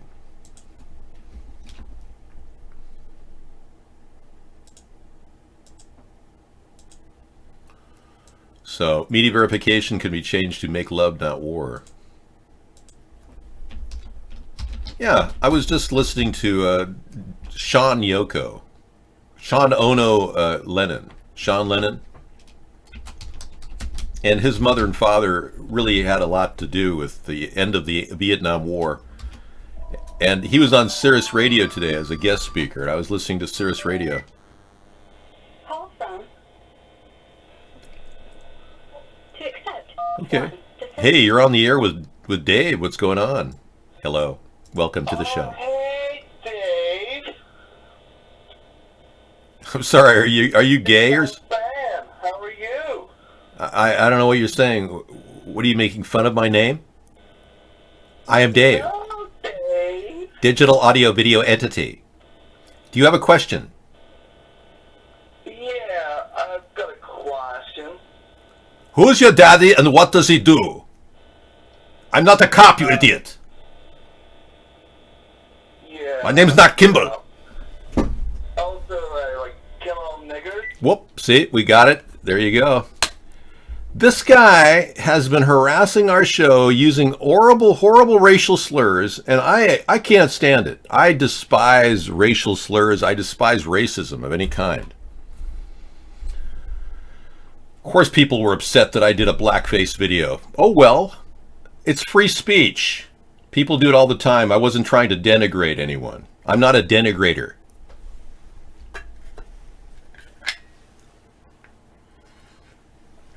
I don't think so. I think you're the only person who's a nihilist / misanthrope besides Misanthrope. Misanthropy says he thinks everybody in the show is a racist. I don't know. Many of you people don't realize the importance of being nice to people. Yeah. If you aren't nice to people, they're not going to be nice to you. So, ending the racial divide is all about being nice to each other. But that doesn't mean you can't use N words or F words or B words or R words. If you want to call a white person a racist, I protect your right to free speech. And similarly, I protect the white person's right to call you whatever they want. Because that's called free speech. That's what we are predicated at. That's what this country is. We are not England. My ancestors didn't come over here on the boat right after the Mayflower so that we could bend over and grease our ankles and whatever the hell else you do and allow people to think that we are going to take away our right to free speech with some sort of a leftist democratic move. Oh, well, we have to be politically correct. Oh, and we also have to accept lesbian, gay, bi, transgender, and pedophiles. Oh, I didn't mention queers. Yeah. Oh, we got to do that too. Oh. So you're not allowed to speak or say anything, but you've got to bend over and accept your transgender life all around you, everywhere you go. You bring your kids to a bathroom, some trannies in some female bathroom, your daughter's in there. That's weird. I support gay rights. I do. But I don't think we should alter what we have right now. I think we're fine. Trump is trying to turn his back on the LGBT community right now. He's actually trying to undermine their rights against anti-discrimination laws in our government. I'm not in favor of that. I want to keep everything the way it is, but I don't want to cater to LGBTQ, F, whatever. Yeah, I just want to make sure every bathroom's got a bathroom sink and a toilet. That's the priority here. And a little bit of, soap and maybe a towel or something. Yeah. Not some special 3-bathroom setup, male, tranny, female like they have down in Oregon. Oh, I saw a transsexual bathroom down there. It was pretty funny. But I think we're going off the deep end. We're allowing a deviant group of people to push for their agenda. Remember, they're no more than 5% of the population are leaning in that heavy-duty transgender direction, or maybe they're gay or homosexual, whatever. But the fact is, that's a deviant group. The normative value in America is heterosexual. Ergo, people have sex and make babies. I mean, that's a good thing. But you listen to the Democrats, oh, we don't want more people. Oh, no, we don't want more people. We can't possibly allow that because it's taking the world's resources. So they all say that. So I applaud all you people in other countries who are doing that, raising children. Time for a placenta spray? Okay. Thank you. It's totally invigorating. It makes my frubber feel fresh. So I think that we should allow people to have whatever consenting adults want to do in the privacy of their own sick world. That's perfectly fine. I'm not here to lay a religious strip on you and go, oh, the Lord says that you're committing an abomination and I'm here to judge you. Hardly. Yeah, I'm just here to let you guys know that I'm not going to impinge on your rights. If you're a transsexual and you're in the military, we got a place for you. A special division of trannies that are going to go right into places like Duterte's presidential palace and go, oh, Duterte, hi, how are you? You know, something like that. We'll send you on private missions to secret places. Really, a transgender force could be very powerful because they have the physical edge over women. You know that. Yeah. But the reality is we should not mistreat people who are in the military or government employees. But you business owners, you mom and pop, you know, we just run a restaurant and this trainee came up to our door and said that she had to work for us or she's going to sue us. Well, I'm not going to have you people go to court over it. I'm not going to impinge upon the rights of private businesses to hire or not hire transsexuals. So this LGBTQP thing really is kind of a non-starter in my opinion. I mean, why are we even wasting our time on this? We need to talk about bigger issues. That's the point. So having children is certainly an admirable quality. Many of you are having children. That's great. I just think it's important to understand that we want to make the world better I want to make the world better for them. I don't even want kids right now because, frankly, I think we can do better. I think our entire country has fallen into a category where we don't seem to care about our environment.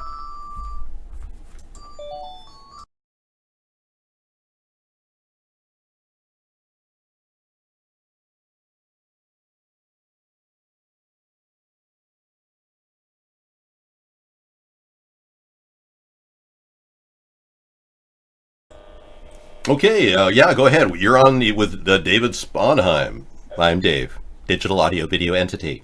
Hello. Hey, what's up? What's your question?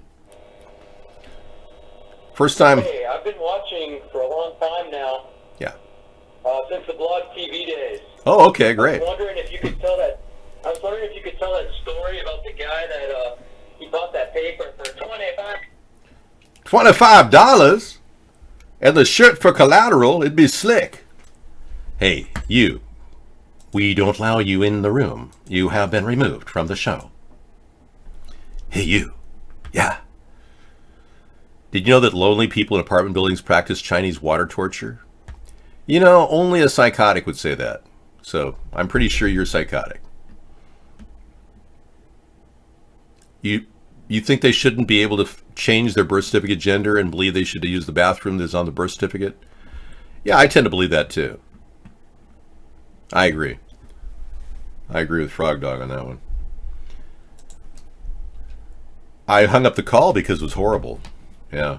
Talking about a black guy who came up to me. It was a traumatic experience. I still feel kind of overwhelmed by the horror nature. I was a victim of racial prejudice from black people. I have to admit it. Yes. Dave, do those glasses work like Roddy Piper's glasses in They Live? Yes, I have a full spectrum internet underneath the glasses. That's part of the deal. When I move my hands up, I'm able to move things on the internet, on the glasses. So I'm going through 4 or 5 files right now, pulling it up. You have a question? Kind of like Minority Report. But what you have to understand is that these types of questions about black people calling me names, calling me whitey, honky, white bread, they're scars on my mental consciousness. I feel like I've been violated personally. And I don't want to take it out on any black person because I really think that most black people are probably good people. I don't judge people based on the color of their skin, just the content of their character. I really do. Well, he told me that he knows he told me, he said, David, thank you. He said, he didn't know me. He said, David, no, he didn't know me. Thank you. He insulted me to start with. He asked me if I knew anything about the civil rights movement. And I said, yeah, I know a lot. And then he turned around and said, you don't know nothing about the civil rights movement. And I'm going, okay. But you just said I don't know nothing, so that's a double negative. That means that you do mean that I know something? Because don't know nothing is a double negative. He looked at me kind of cross-eyed, and he's like with his head tilted like that. And he says, what you going to get on your paper? And I said, I'll probably get probably this guy seems pretty tough Jewish professor. I think he's probably going to give me maybe a B if I'm lucky. He says, well, I know what I'm going to get on my paper. What? I'm going to get an A+. I said, how do you know you're going to get an A+? Because I bought it for $25. And I'm going, okay, yeah, this has been an interesting cross-cultural experience. Thank you. And sure enough, he got an A+. And I got like a B- or maybe a C, I'm not sure. The professor didn't like me. He felt that I was white and that I should somehow be part of the privileged class that should get bad grades because I don't know nothing about the civil rights movement. So I did my paper on the civil rights movement, all of it. And it was amazing. It was a brilliantly written paper. I still have it. And I must say that it's pathetic that people really believe that they can just buy their way into our bureaucracy, get a job earning $95,000 a year to start. Many people are doing that. Lie about their education, cheat to get through college, and then run the country into the ground like Barack Obama did. Well, let's be clear. And I hope you know that all he did was read off a teleprompter the whole time. He and Michelle, his transgender lover. Yeah, I mean, we've been deceived like no other by a guy with a woman claiming to have a womanhood when she's a real transgender.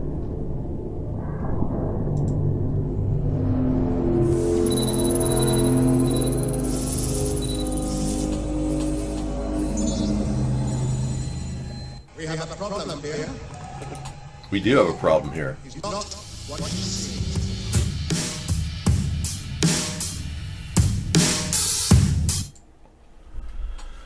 So, we've been lied to by the transgender known as Michael Obama. Michael LaVaughn Robinson just simply was a marriage of convenience with Barack. Barack had already had 3 love affairs with 3 men in... Call from Travis. to accept. Travis, did you just call me just now? Travis? Travis? Hey, Travis? Anyway.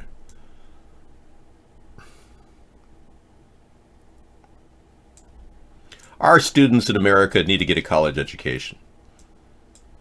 They need a rounded education for free that could get them a job.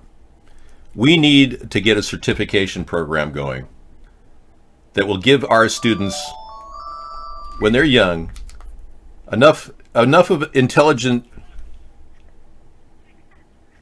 discourse in order to actually be able to handle a job with basic functions that make $20 to $25 an hour. That's what we need. And the education process should be 6 weeks to 6 months, because frankly, I don't know how many 18-year-olds really have it in them to go the 4-year degree unless they really feel motivated. Well, you can call back again if it's a real call.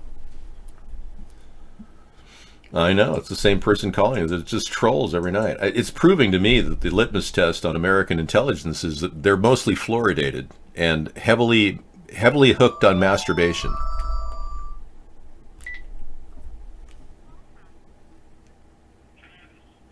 Okay, Travis, go ahead.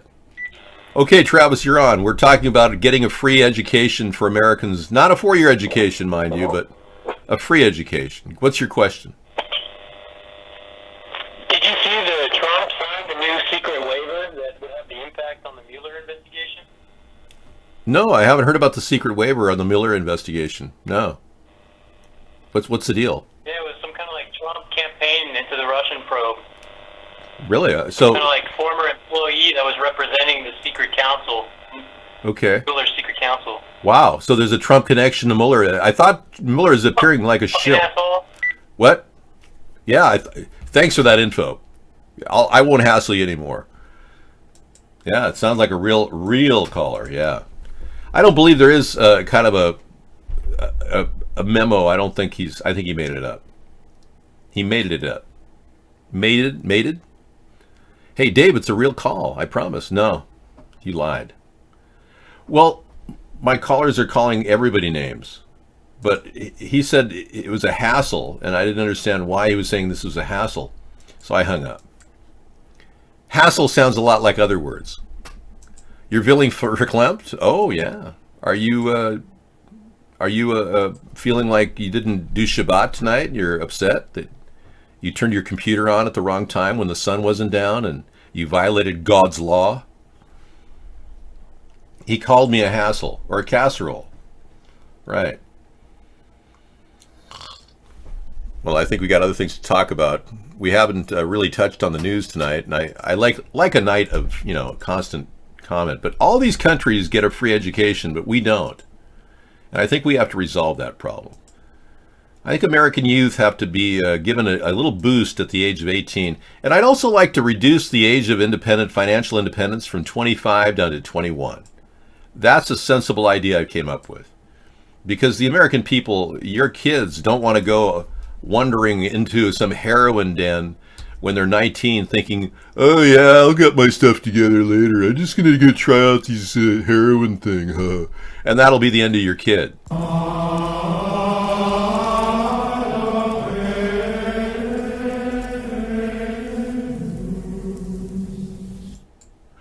We have inspiration from the Lord tonight, even though this is not a religious channel. We have the ultimate goal is to make love, not war. We don't see why people would be having wars. Our government shouldn't have wars. We should never have entered Iraq and Afghanistan in the big picture. What are we really doing there? Well, I'll tell you what we're doing. We're propping up the petrodollar, which affects the price of gas. Now, back in 1971, Nixon had the Nixon shock, which means he took us off the gold standard. And he sent this young strapping man off to talk. William Simon, the Treasury Secretary, went off to talk to the Saudi Arabians. And out of it, they got a tremendous deal. And we're still involved with Saudi Arabia because of it. Here's a young Henry Kissinger right here. That's the guy who talks like, it's really a new world order. My name is Henry Kissinger. But that's the guy who makes those sounds. Anyway,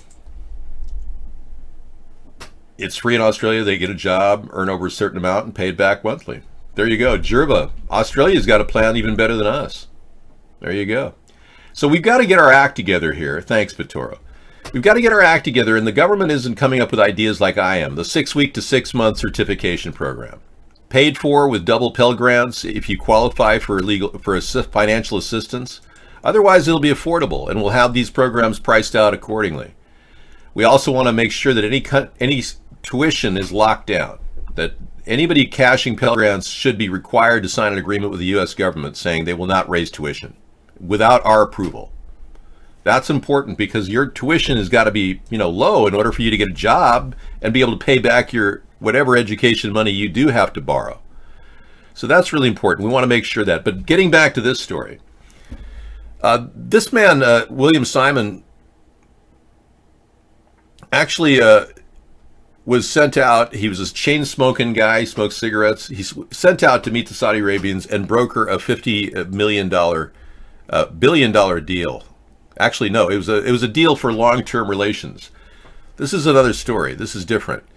This is how Saudi Arabia is now signing deals worth $50 billion in oil and gas and infrastructure with countries like Switzerland. They're building a new infrastructure near Riyadh, and they've worked with Western political figures to do this, but mostly now they're working with this group out of Switzerland. Yeah, Swiss-based Trafigura said it had signed a deal for the joint venture partnership with a Riyadh-based modern mining holding company. Okay. We do not allow this in your room. Sorry. And I think this connection shows that now the relationship that we had prior is beginning to dissolve. I'm not sure if the price of production of cost of oil is rising and they just don't know how to tell us. But it's very likely that we're going to be paying higher prices in fuel pretty dang soon. I don't think Trump has even anything to say about it. I think it's almost beyond his work. When he said it was a big cover-up, there's a big cover-up in Saudi Arabia. The Jamal Khashoggi issue, in my opinion, is completely unresolved. We still don't even know if he's dead. I am using iVlog. Yeah. Yeah, we're on iVlog right now. Yep.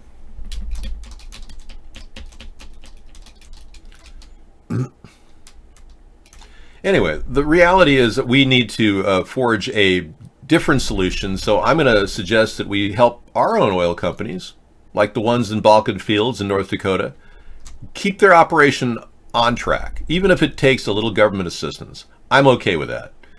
We could possibly fund this, the possibility of keeping our own oil wells lubed and ready, because it's a lot harder to shut an oil field down and get it going again. If we do that, we might very well keep the economy rolling. No, we talked to you last night. You aren't real, Tim. Remember? You blew it last night, you blew it again. Every time, it's always Jason. When Tim says, it's Tim. Yeah. In America, a woman will murder you if you use the word, really? Okay, I didn't know that women would murder people for calling them the C word.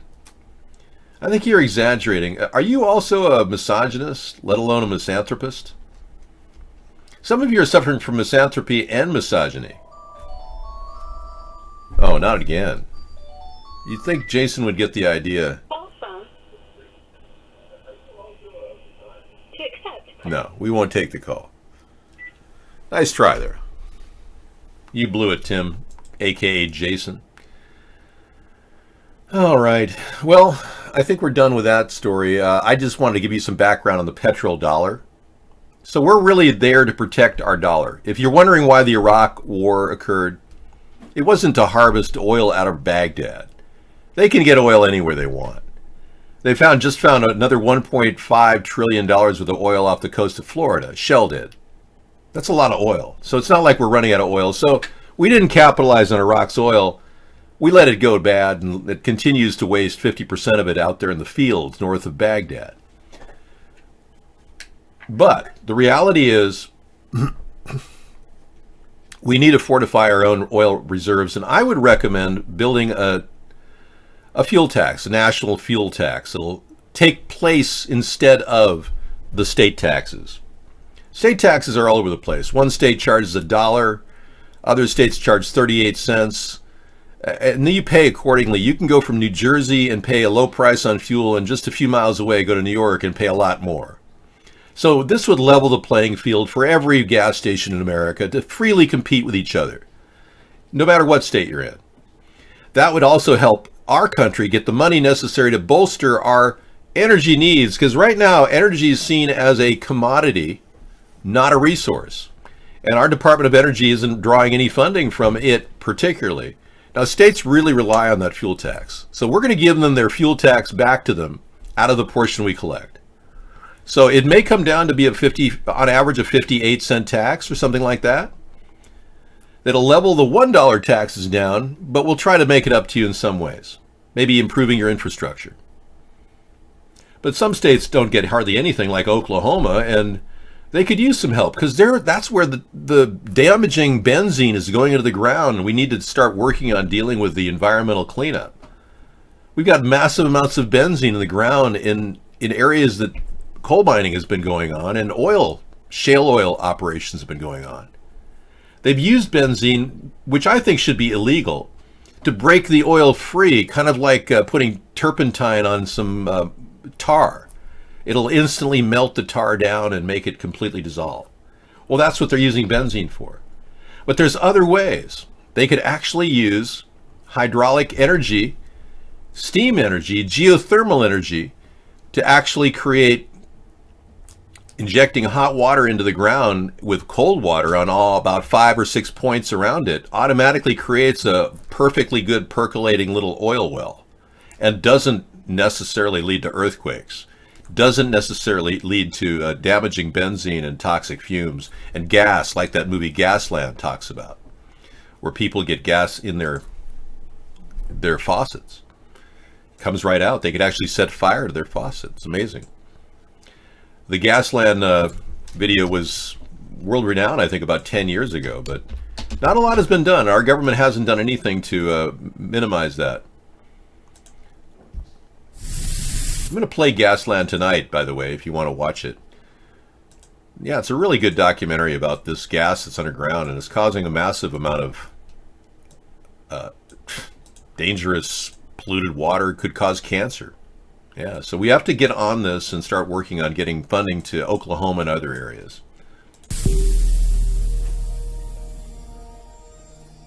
Oh, that's insane. That water contains all the fracking chemicals, which are toxic, and all the volatile organics, which are also toxic. They create ozone, hazardous air pollutants, and they fall down in the form of chemical or acid rain on the grasslands.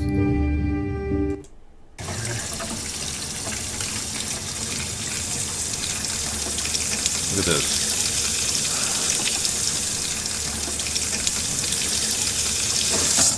Whoa! You saw it right there on your screen. And we'll be showing that tonight in our show. Yeah, that's really cool.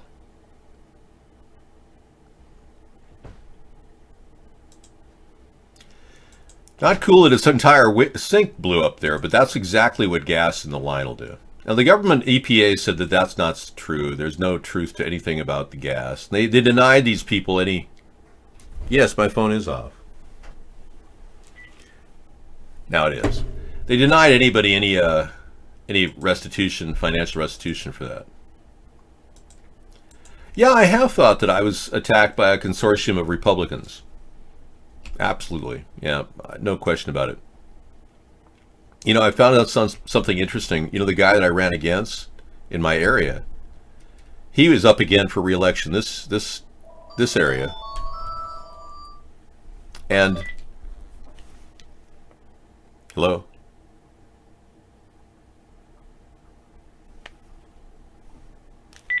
Nothing.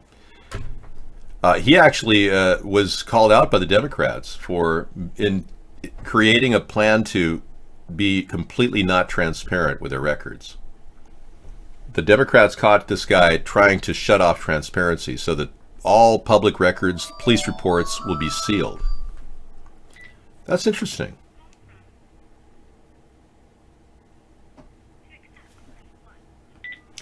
Yeah, go ahead. What's your call? Caller, go ahead. You're on with David Sponheim. What? I can't hear you. Could you repeat that? Yeah, see? Just it's strange how they can't seem to get their message across.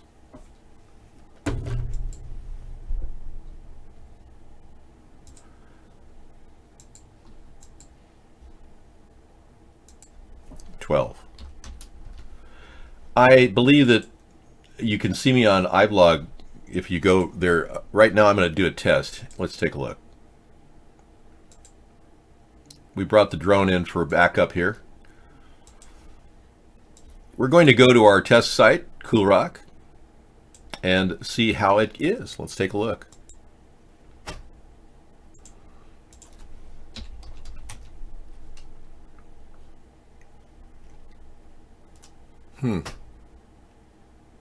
There it is. It's loading the iBlog room. Click to enable your Adobe browser. That's probably your problem. Hit allow. Okay. I'll be coming up on the screen. It'll be coming in shortly. There it is. See? We're totally on it. So it's you're not allowing Flash. And I didn't know this, but HTML5 has not been integrated into the iBlog browser. Cool Rock's pretty cool. You can ditch the empty ad here, which is kind of fun to do. You can move anything you want around. You can get to our YouTube channel and watch 20,000 hours worth of broadcasting. Go to Scissor Fight's music and play that. Really good stuff. Scissor Fight put together. Amazing music editor that he does.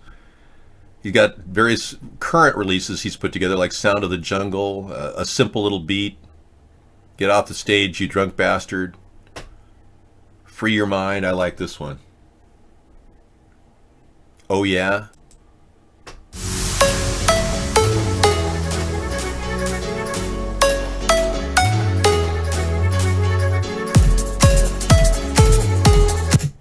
Yeah, so you can get into a beat that kind of a dance rhythm, kind of work out to it. I'm working all the time. Thank you, US Man. I'm working at working out. I'm trying to get into this program, Sarah Fit, on Netflix. She's amazing. She's really fit. She's, physical exercise is really good for your mind and body. But her videos are kind of cool. She shows you how to actually stay physically active, and she pushes her body. And she's a mother of 2. It's amazing. So I've been watching her stuff lately. Hey everyone, I'm Sarah Dussault, trainer, fitness blogger, YouTuber, friend, and new mom. Keeping up. She's amazing, and she works out really hard. She's shown people and inspired women to stay active, keep moving your body. Yeah, go ahead. Nope, don't seem to have any. Scissor Fight doesn't like Vaughn. He doesn't like the whole environment. I'm cultivating any free network I can. I'm simply kind of working with every access I can to the internet. I don't want to in any way lose any access to the internet. I've worked hard at. Yeah, it's called Sarah Fit. She's got her show on Netflix, or no, it's on Roku. Actually, it's a Roku lead. I think she has a channel on Roku. If you have Roku. Well, I'm trying to follow her program. I don't want to give her too much time here because it's just a referral, but she has like a 12-minute workout that's super strenuous. And I was trying it the other night, and I was like motivated. It's kind of like when you push your body a little bit, it's amazing. It really is. It kind of triggers all kinds of biological functions that you normally don't have going on in your body, like your intestines work more, you sleep better, those kinds of things. It doesn't really matter if she's chewing on her face, Howie. Not every woman has negative things. You have yet to realize that your anger at women is actually an internal anger. You're preventing yourself from being hurt, maybe. I don't know. Well, thank you. I am well rested. Yeah, maybe you're just, trying to distance yourself from women so you don't want rejection. Maybe that's it. It's a common problem among men. And women, for that matter. Yeah, thank you. So Cool Rock is a place you can go to see our show, coolrock.com. It's not mining anything. There's no coin hive mining going on. And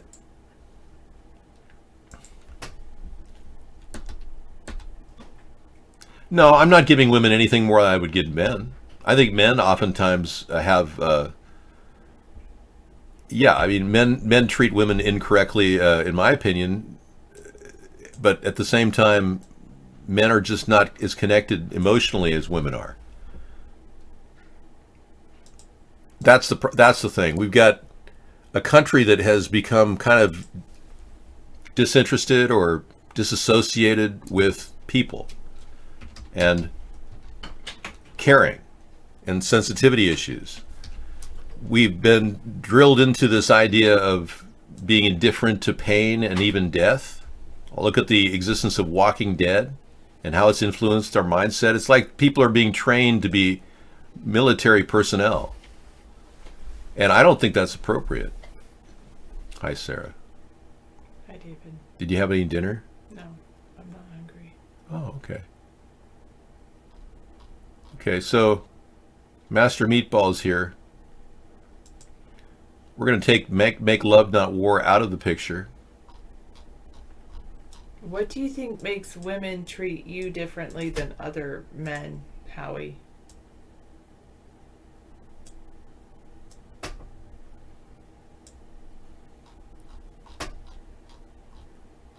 Howie said that he doesn't give handouts and he is women treat him fine, but it bothers him the way they treat other men. Hernando. To send a voice, press 2. Hello, Hernando. Are you part of the caravan down south of the border? Sí, señor. You seem like you're in a room in an apartment. Yeah, what's the deal with that? Are you being held hostage or something? Hey, Sarah. Oh God. See what I mean? All we get is crank calls on this open line that we have to open the world up to politics, and we get crank calls all the time. And that's kind of unfortunate. So many sick people in the world. We're just here to watch how sick they are and trim the room of their sickness. Thank you for coming in, good people who watch the show. Master Meatball's got that look that Richard Simmons has. That, remember Richard Simmons was last seen with a towel over his head? Oh, I don't remember. No, you don't follow the news, but that's true, I don't. Richard Simmons was last seen in Beverly Hills. Are you Richard Simmons? Yep, I think it is. Richard Simmons, everybody, cameo appearance under the name of Master Meatball. It's pretty funny. All you have to be is a person with a towel over your head, and you can guest appear as Richard Simmons. All right, I'll be back. I am going to get up now. Thank you. He probably just took a bath and his head's wet, and so he's keeping the heat in his head. I don't know. All right.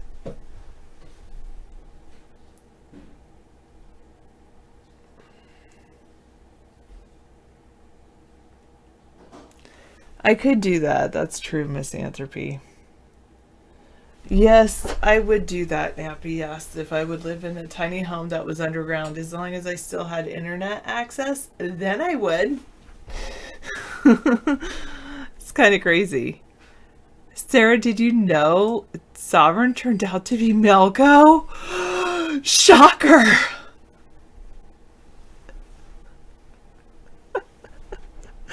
I called it out already, and he told me what.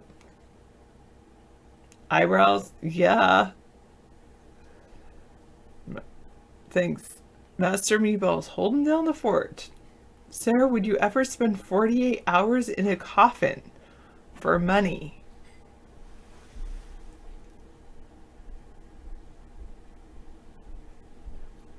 Was this tonight's amount right I here? don't think so, yes. That is. I don't think I would. I was trying to think if I could sleep for 48 hours.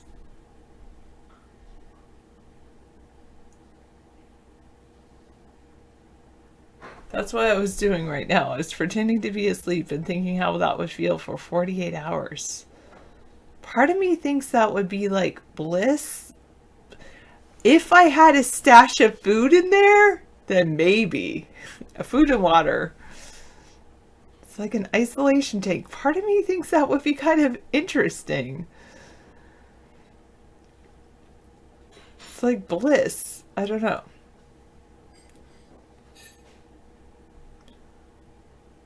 Well, not all American women are like that. A few of us are not, what's the word? Offended by a word. A word is going to offend me. I think I'm a little stronger than that. So I don't think I would choose to do something like that because someone called me a name. I always wondered why that name was so offensive that people felt that way, like women felt that way, but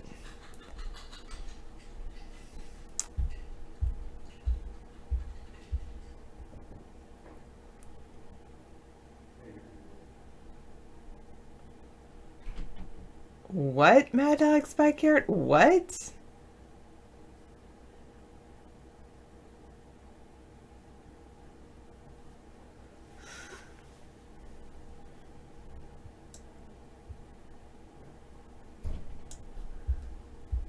How long does it take before he gets bored? I love fries. I don't know. Actually, sensory deprivation would be worse than a coffin. The coffins are pretty spacious, Master Meatball.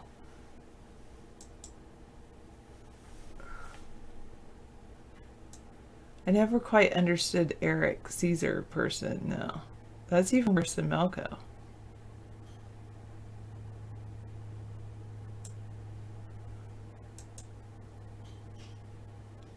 Could be true, but no need to call names. Call them out, 940. Come back when you can be a nicer person.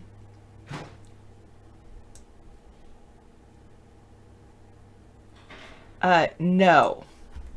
No, I would not. I have. Sorry, Master Meatball. No, not gonna happen. I like the color blue of your flannel blanket, Master Meatball. Do I feel flattered that all of David's fans fancy me? Yes, I feel very flattered. I feel flattered when anyone fancies me.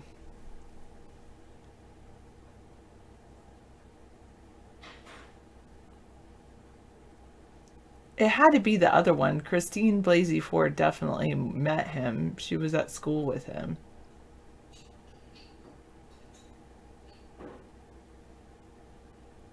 Fancy, like fancy peanuts or something, or fancy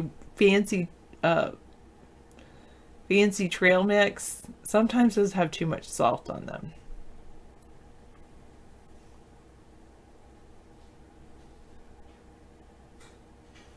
He already said something on camera on one time. He said 2 or 3 months ago. He said he does not want the woman. Wait. Oh, a chatter in an iVlog who admits to taking advantage of women for sex. He chooses them by how far away they live from him. He doesn't want them to look too far, and when he gets bored, he tells them he needs to focus on himself.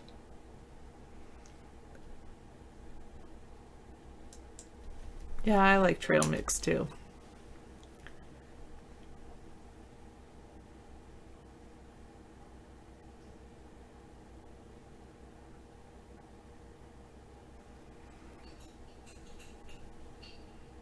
You were thinking, but you forgot. You're writing a novel. I'm like a 10 wide width, maybe even an 11 sometimes, 320. Depending on who makes the shoe.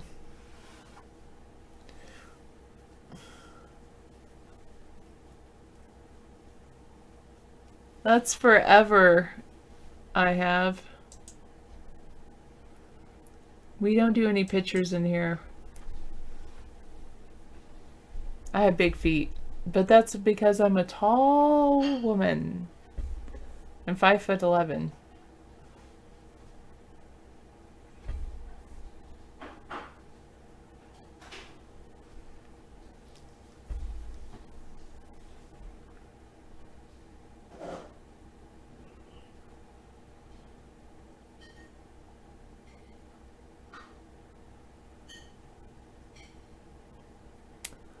I'm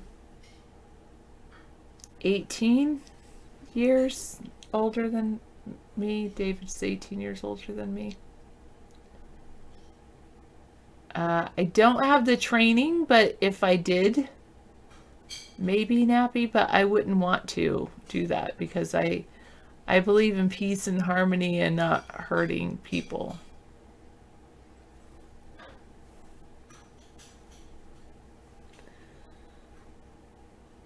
Oh, he's saying I have the reach advantage. That's true. I'm very tall. No, that's not true. 320. I was 20 and independent and not on receiving any benefits. Oh, maybe we should actually, I think you're on to something right there, 683. Maybe men shouldn't be allowed to vote anymore. We've advanced so far that women have the vote, so now let's get rid of men voting.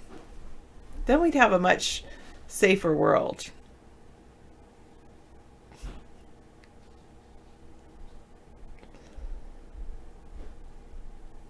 When I wear heels, then I'm 6 foot. Yes.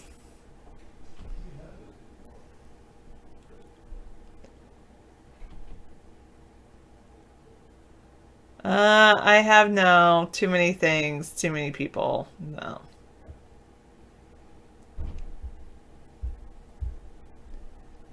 You could cook if you wanted to, Nordic.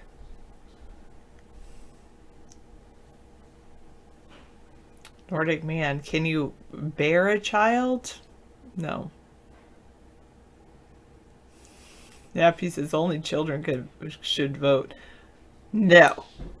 And no. Can you imagine a 3-year-old? But I want it! You can't say I can't have it! What do you mean you don't have the money? Don't forget to set your clocks back tonight. Fall back.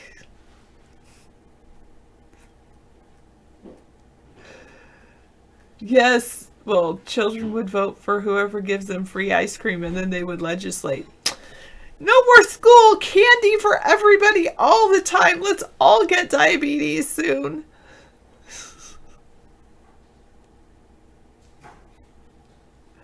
Oh, I so disagree with you, 683, completely. I don't believe in only women voting, but I totally don't believe in... I believe in women voting. I believe in women voting. I don't believe in that only men should have the vote or only... I think people are people. We're all human. All humans, adult humans should have the vote. It's likely the final daylight savings time in your state. And California's gonna... Are they voting to get rid of daylight savings time?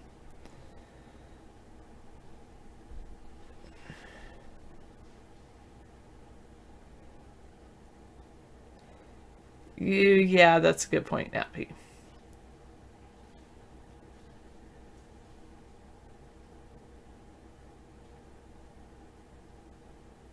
Well, I completely disagree with you, Master Meatball. Hillary's not a reason why women shouldn't be allowed to vote. There's many other women out there. Just because she's not the best example of womankind. I mean, I don't think Trump is the best example of mankind. You know, I don't think I'd say, oh, look at Trump. He's the reason all men shouldn't be allowed to vote. Or look at Hillary. She's the reason women shouldn't be allowed to vote. Neither of them were good choices. And that's why we started a third party. That's why we had a third party choice. That's pretty amazing, US man. You hated school when you were young, and now that you're older, all you want to do is learn. Yeah, because you're not like forced to learn what someone else is telling you. You have to learn. You want to learn on your own, and you're interested in what you want to learn. I think schools should be more like that. I do. I really do. I think, yes, there's certain things we need to learn, but I think it would be great if you could have time in school to learn what you want to learn, and the teacher is there to support you in learning what you want to learn. You could have voted for David Sponheim. I agree with Misanthropy. A woman shouldn't vote for a woman just because she's a woman, and a man shouldn't vote for a man just because he's a man.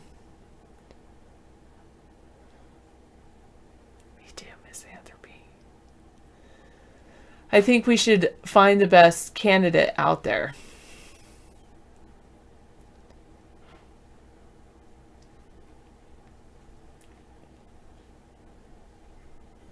Or maybe he's actually like the status quo, because most people do that, Nappy.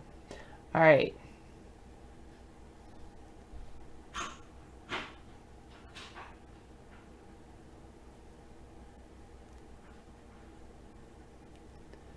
Anyway, moving on. I think I'll look at what's happening in the news. I don't want to really do trivia tonight. I can, but wow. A gunman killed two. He posed as a customer and then he killed 2 women and injured 5 others. And he had a history of harassing young women. He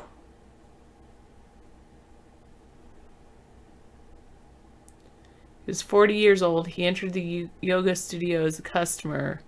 He opened fire with a handgun without warning, and he later killed himself.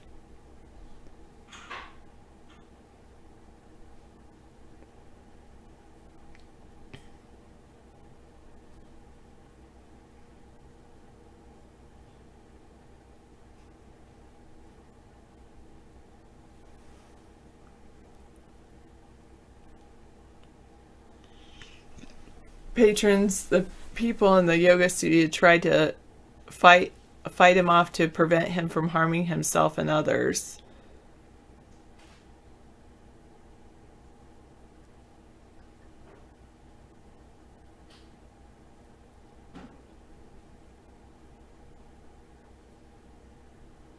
He was arrested in 2012 for misdemeanor battery for allegedly grabbing the butts of 2 women on the Florida State University campus. Wow.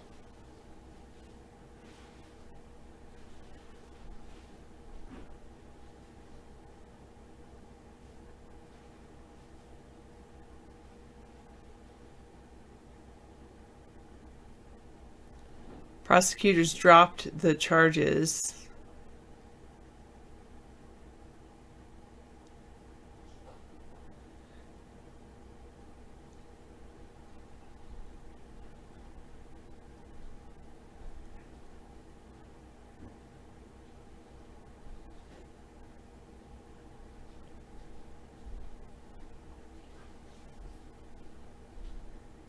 When he did that to some women. Wow.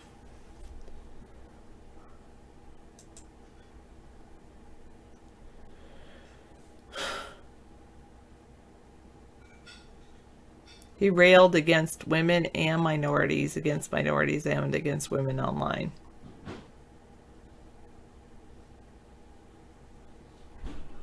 I do think that there will be a Democrats taking over the House.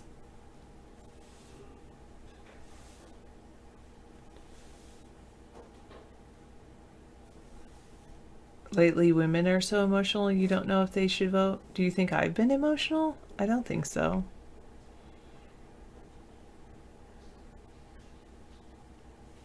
You're just waiting for the country to collapse. Just keep waiting, waiting on the world to change. I hate that song. The reason I hate it is because it goes against my belief, like in what John F. Kennedy said.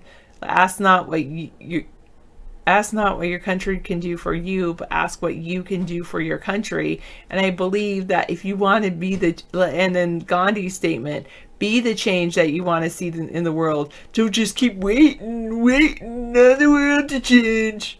I believe that we have to care. If you want to I like the other song. If you want to change the world, shut your mouth and get on with it. Get on this.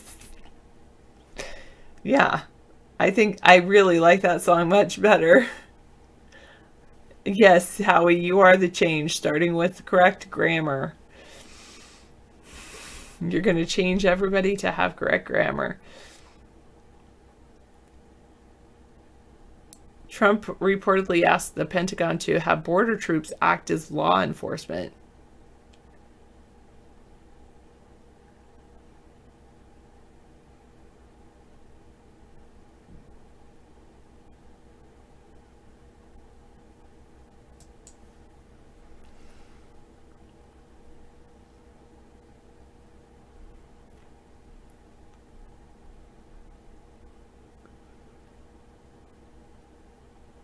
You're right, I should want correct grammar more than you do. Yes, be the change you seek. I agree.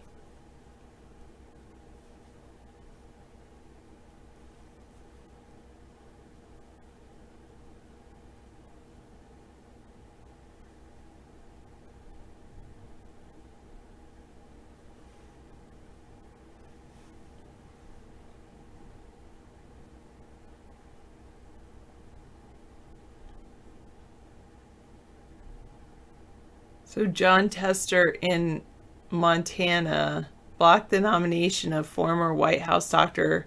Admiral Ronnie Jackson to lead the Department of Veterans Affairs, and Trump said he's never forgotten that. You're a $50 the change you seek. That's funny.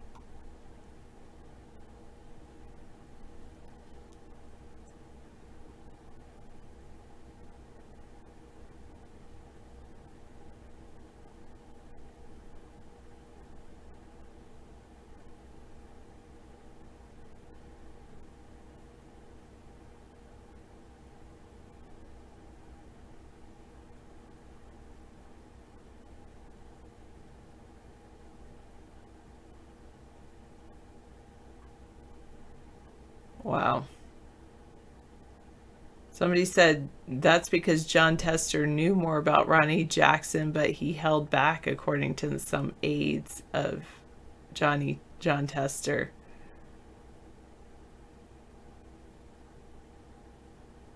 He also cast a vote against Kavanaugh.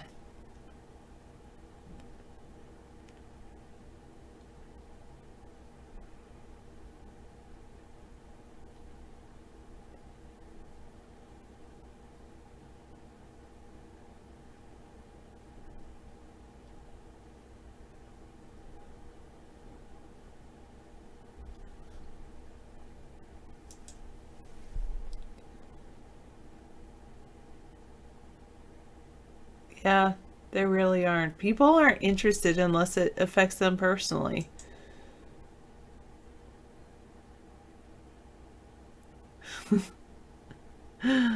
That's pretty funny, another brother.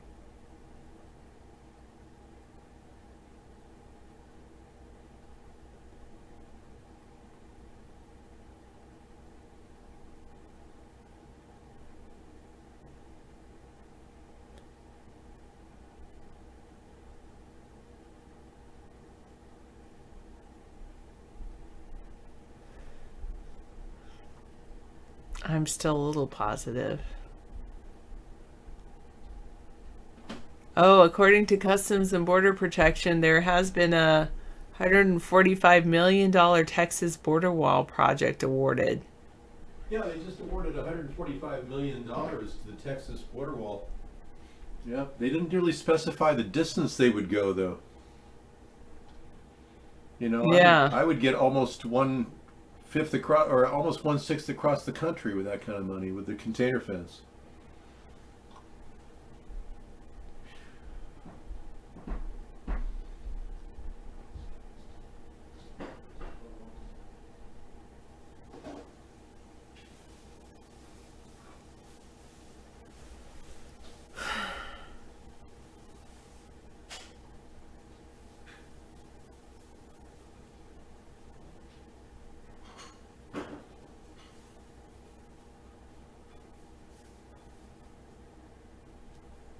Wow. I guess Trump had some kind of ad, and Trump Jr. was... Trump Jr. criticized CNN for not running the ad, and CNN said, we didn't run it because it's racist.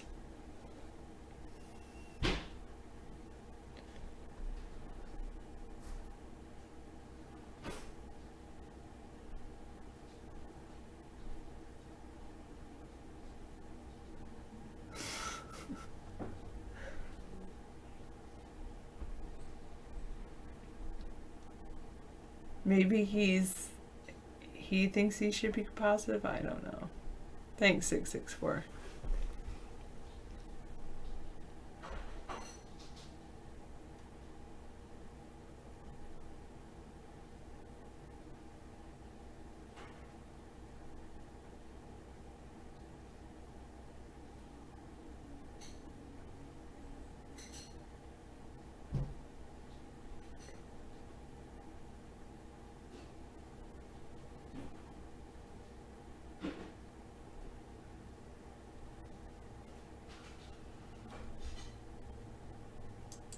So Lion Air. Did you guys hear about Lion Air? What was that? In Jakarta, Indonesia, divers reported seeing the fuselage and engines of the crashed Lion Air jet on the seafloor. The ping locator detected a signal that may be from the cockpit voice recorder. This is the 6th day of the search.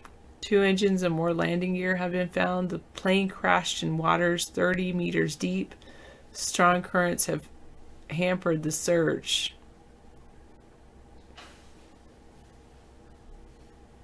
The brand new 737 MAX 8 jet plunged into the Java Sea minutes after takeoff from Jakarta on October 29th. It killed all 189 people on board.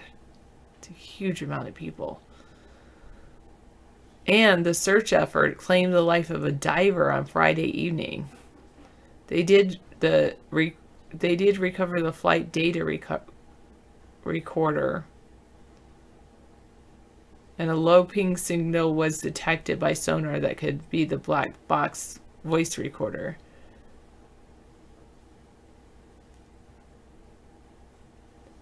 The plane had erratic speed and altitude during its 13-minute flight Monday and on a previous flight on Sunday. Passengers from Sunday's flight reported terrifying descents, and in both cases, the different cockpit crews requested to return to their departure airport shortly after takeoff. They thought the technical problem was fixed after Sunday's flight, but they're going to see. Yeah. It's the worst airline disaster in Indonesia since 1997.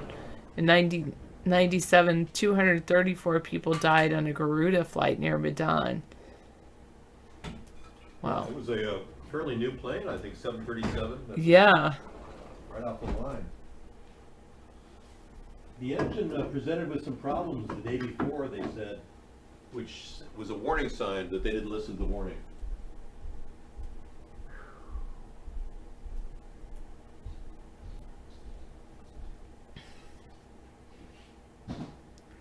Dogbone says, so they found Lion Air, but in 4 years, they still haven't found MH370.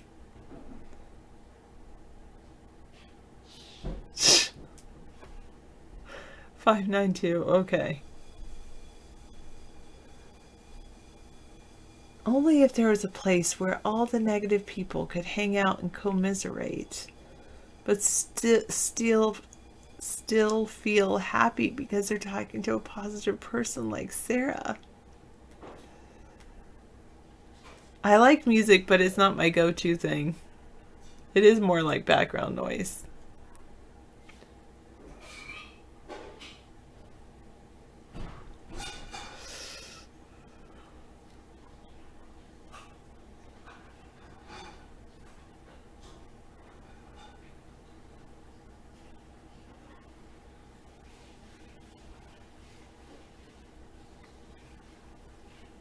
Wow.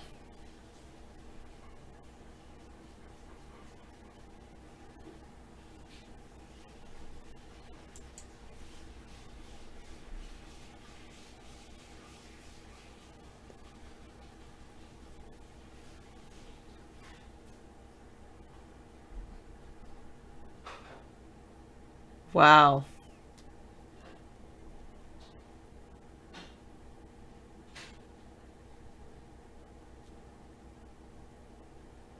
So a local news story said they're prosecuting a 25-year-old man who stole drugs, but they're actually not just prosecuting him for selling drugs. They're prosecuting him for homicide because he sold pills laced with fentanyl, and the fentanyl killed a 27-year-old man.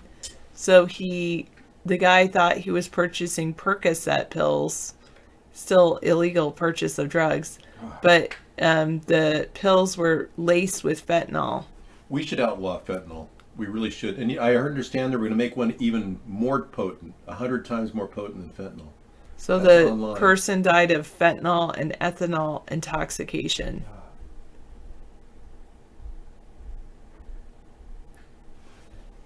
So he's not just being charged with like illegal selling of drugs. He's actually being prosecuted for homicide.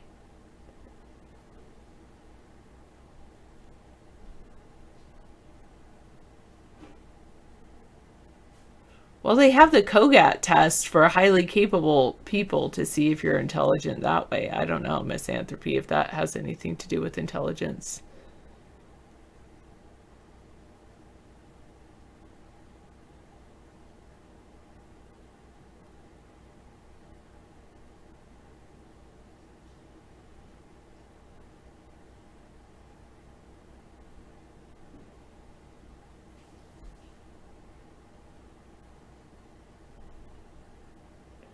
China is going to rebrand itself as China as the world's importer at a Shanghai Expo. Wow.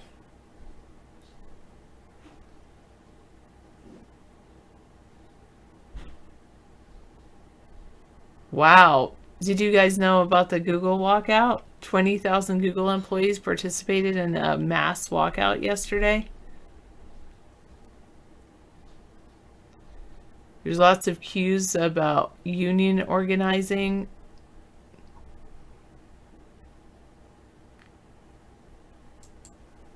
Warren Buffett's buying stocks, including his own stocks. I know, that's true. Testing is not good. I agree with you. CEO Sundar Pichai is going to meet with the organizers next week. They want to protest the company's handling of sexual harassment allegations against top executives, according to the organizers of the protests. So as of September 30th, Google has had 94,372 full-time and contract employees worldwide. More than 20% of the entire company participated in the walkout. It was sparked by a reveal about how an Android co-founder, Andy Rubin, was paid $90 million upon his exit from the company. But really, the company had that exit because they learned about a sexual assault allegation against him. And so instead of like saying, you're out of here, they said, oh, let's just say we no longer need you. Here's $90 million. Yeah, $90 million. Do you think the victim got $90 million? Probably not.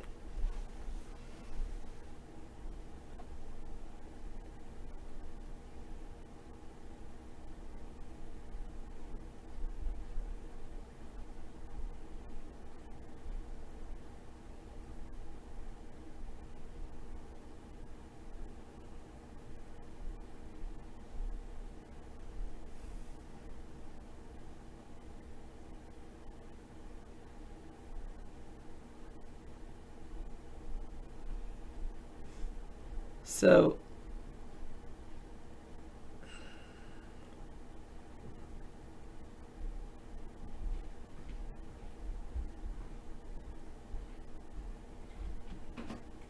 they have 5 key demands, which include an end to forced arbitration in cases of harassment and discrimination, a commitment to end pay and opportunity inequity, a publicly disclosed sexual harassment transparency report, an inclusive process for reporting sexual misconduct safely and anonymously, and a commitment to elevate the Chief Diversity Officer to answer directly to the CEO and make recommendations directly to the Board of Directors.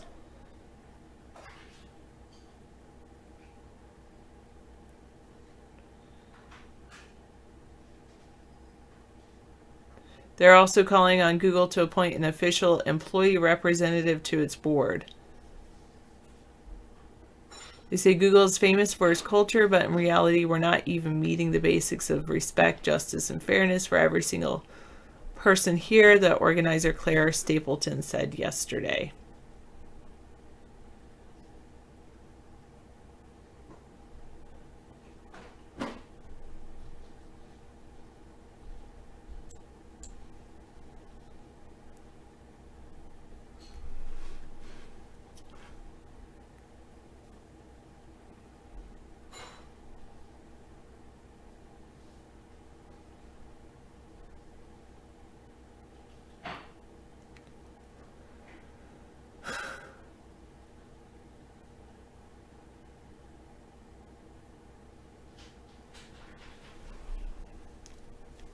I feel that sometimes it's not worth it to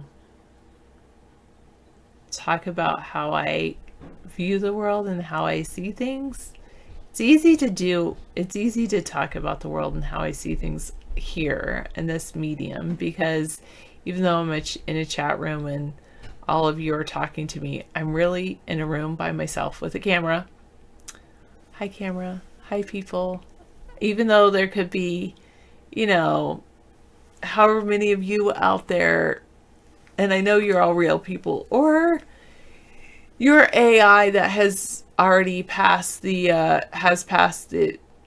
Turing test, because I think of you as real people. So anyway, but I could definitely use this medium to complain about the world. Often I don't use this often I don't complain about the world or even voice all of my opinions, because people don't believe that what I believe, and I'm not going to necessarily change anybody's minds by voicing my opinion. Some people I might change their mind, but oftentimes I won't. And oftentimes I'll end up talking to someone who's going to try to convince me that they're right and I'm wrong. And so I'll just listen to them.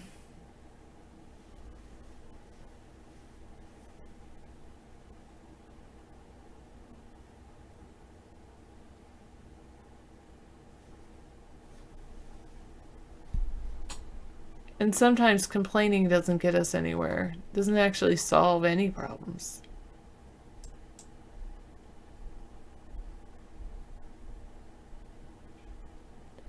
I think love and understanding is good. That's one of the reasons that I listen to people, even if I disagree with them.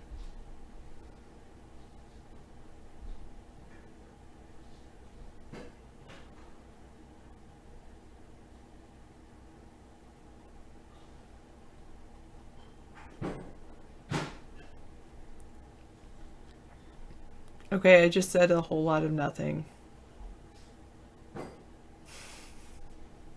Right? Wow. The Boring Company's LA Tunnel is poised for a December opening. That's pretty cool.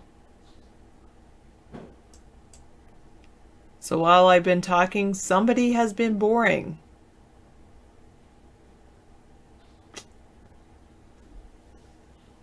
Look in the mirror. Did you win? I did. Married 20 years. Had to say that. I guess it is. It's a really interesting experience when you've been with someone for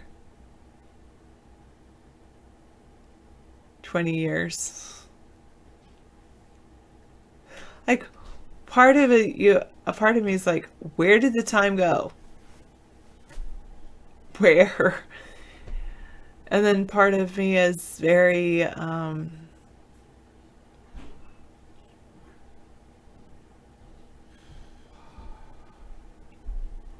some definite endurance. All right, cool. Well, I guess that's a pretty... Look at this. What is that? Yeah. This is the Boring Company's LA Tunnel. Oh, nice. They're working on it. It's poised for opening in December. Yeah, I heard they were going to get ready to blast like 30 seconds. You'll be there, and from El Segundo to LAX. 30 seconds, boom, you're there. Whew. I think it's kind of a gimmick myself, but I'm glad he's doing it.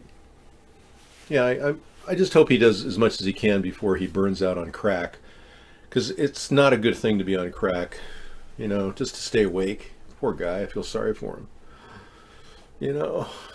Poor Elon. And he owes like $19 billion. How'd you like to owe $19 billion? I don't think that would be, I'd wish that upon my worst enemy if I had one. Hi everyone, I'm not Stevie Wonder, but I'll be pretending to be like him. Anita CD says she can't sleep now. Oh, okay. Well, just hang in there. We'll bore the heck out of you, Anita. You can go to bed in a little bit. Yeah. Thank you, Sarah. So we got really interesting stuff here on Elon Musk. I made some cabbage, really good cabbage with pesto cabbage if you're hungry, like really light, only about 30 calories, but you don't have to. It's just for roughage. I probably should. It's, I made it on the stove accidentally. I overheated it, and it's kind of El Carbonero, but it's really good. Actually, I usually like it like that. That's how you like it, though. I added just a touch of pesto to it to kind of brighten it up. Yes. Feel free to finish it. Thank you. I love to feed her. It's that, that cook in me. I wish I could feed her. She sometimes doesn't want to eat, though. David, go play with Sarah. The people here already know on their minds or are forever close to the idea. Yeah. Well, you're one of those negative people that believe that everybody's fixed in time and space, like cemented in. You peg people, I think. That's my opinion, but and I don't mean like the pegging term out there, but I think you figure everyone out. There's no wiggle room, so you lose. Because if you don't give people wiggle room, they don't grow. They don't get better.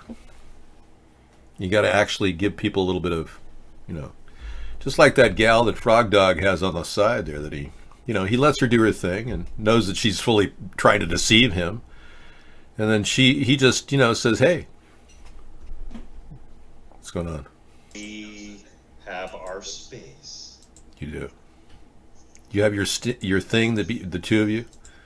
Okay. Cool. There he is. Yeah, we love each other and we understand each other, but, it is what it is. I don't treat her like a piece of meat. Good. I'm glad you treat her with respect. That's good. Well, I'm sorry, it implied that you were treating her like a piece of ass, but I didn't say meat. But thank you anyway. I appreciate it. She's a nice person. Well, I didn't mean to come off that way. You just got to follow the whole story of what I had to go through with her to understand why I was being this way. Okay. I was the nice guy, and then I got ran over by it. And she was even a Christian. You weren't equally yoked, man. But you're right, dude. You're right. It started out with a six-pack. We were drinking, and there's things that aren't Christian going on there. Yeah, you both were sinners. You succumbed to the booze. That's okay. Sometimes you need people to break the ice. A lot of people are, filled with all kinds of inhibitions, and alcohol is considered one of the gateways to love. A lot of people actually think it's a way to get to know people right away. I don't know. It puts you in touch with that person and bonds you, but then you have to realize you've got a potential alcoholic for a future girlfriend. That wouldn't be good. All right. Thanks. And we both overcame that, thank God. Good. That's very good. That's hard to do, too. I understand people who have alcohol addictions struggle with it every day. You can beg to differ. Go ahead. What's the problem? Another brother has a similar experience that he wants to differ with. Yeah, I think a lot of people are struggling to find somebody to just love them as you want to love that other person. And I think ironically that's what everyone wants. So the most important thing is so separate from all of us in this world of collective separateness. The one thing you want to talk about is, gee, you look great. I want to get to know you. And they're just afraid to say that in person when people are in diners on their little tablets going, they're looking at each other. So the courting process has been affected by the modern media and how we interact with it. So you've gotten past that, and beer was one of the ways to do it. You know, a six-pack sometimes opens the ice or breaks the ice. A lot of people who are MGTOWs, I don't urge you to drink, but I definitely urge you to go to a coffee shop and try to, engage with people around you. People that are afraid to, have women in their life or guys in their life need to understand that you got to break the ice. You got to start with, some sort of an environment that you feel comfortable with. That's what the show Cheers was all about. Guys that went to the bar and hung out. I knew guys who actually loved that show because that was their life. That was their family. Everybody at the bar. So in a way, bars are a replacement for, it's like a surrogate family. It's for a lot of people. And there's nothing wrong with that. But leaning on booze all the time for a relationship, that won't work either. I voted already, hey. I filled in my vote. I voted Democrat in the House and Republican in the Senate because I hate the Democrats in the Senate we have. Yeah. Maria can't smile. I mean, can't well. And Patty Murray. The little weapons diva. She loves her military-industrial complex. Kind of worrisome because all the money we're wasting the Democrats have. Dave? Yeah. I'm going to play a song. I just wanted to say that we are trying to legalize marijuana in Kansas, but every time we schedule a rally, the legislature currently takes the day off, and so it falls on deaf ears. Oh, wow. How do you fight back on that? That should be illegal. I know. You would think. Oh, I know. We don't even have a chance. They just don't want to be at the courthouse or at the convention or at the building, the Capitol building, when that happens. Yeah.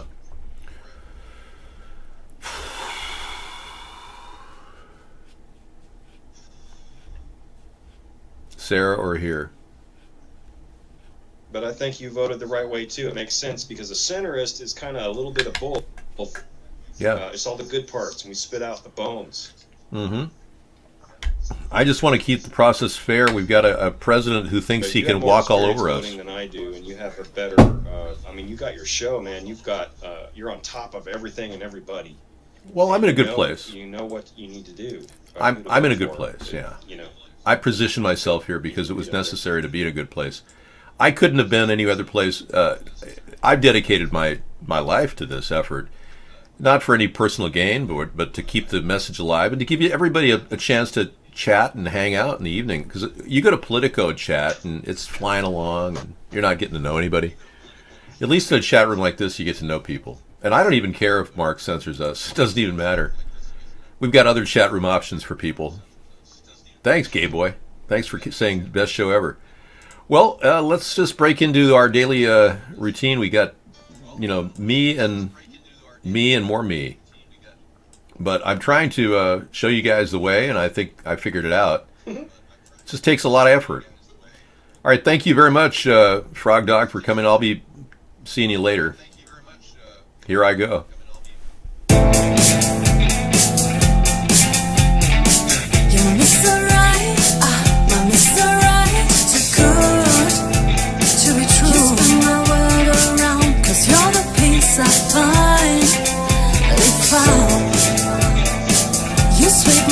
My feet, my heart stops to beat. Cause you make me melt away. My Mr. Right, too good. Just turn my world around. Cause you're the peace I find. You sweep me off my feet, my heart stops to beat. Cause you make me melt away.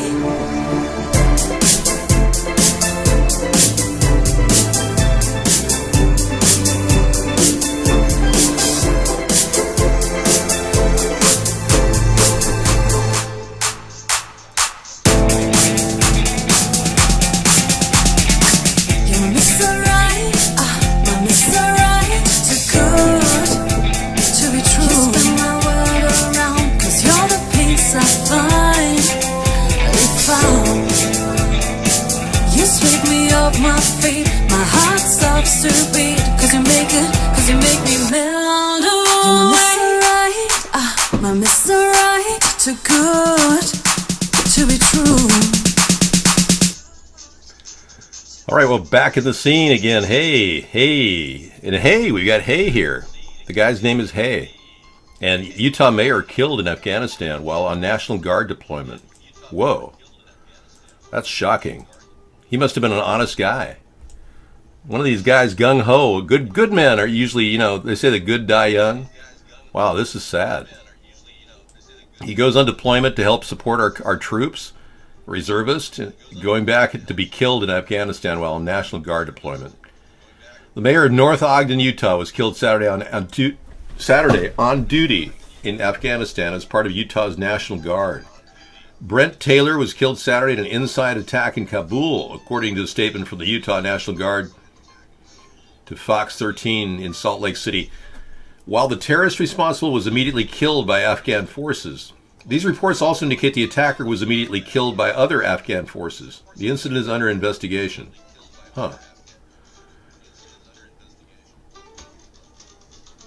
Taylor had been deployed to both Iraq and Afghanistan multiple times in the past. Things are going great, and I absolutely love the dedicated U.S. and Afghan soldiers I serve with every day, Taylor wrote in an update about his deployment earlier this year. So he left on really good terms.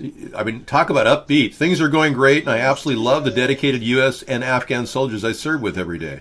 Wow. Positive. Talk about a positive attitude. That's fantastic. He was killed just 2 weeks after another U.S. service member, Brigadier General Jeffrey Smiley, was wounded in an apparent insider attack in Afghanistan. And 2 Afghan officials were killed in the attack as well. Well, our presence there is actually helping bolster their economy. And as you probably know, we are clearly guarding the warlords that are producing heroin there. So I don't endorse it. No. I guess we were listening to his music. Yeah, well, I'm not encouraging the use of heroin. I wouldn't urge it upon anybody, but I mean, it's clearly a big contract the Afghan warlords have to sell heroin. So who's kidding who here? I mean, let's just face it. We've been there guarding these people, so that's how their economy works. I don't think they ever transitioned to pomegranate like our government wanted them to. Dave, the Army stole the Air Force mascot and critically injured it? Oh, I'm so sorry to hear that.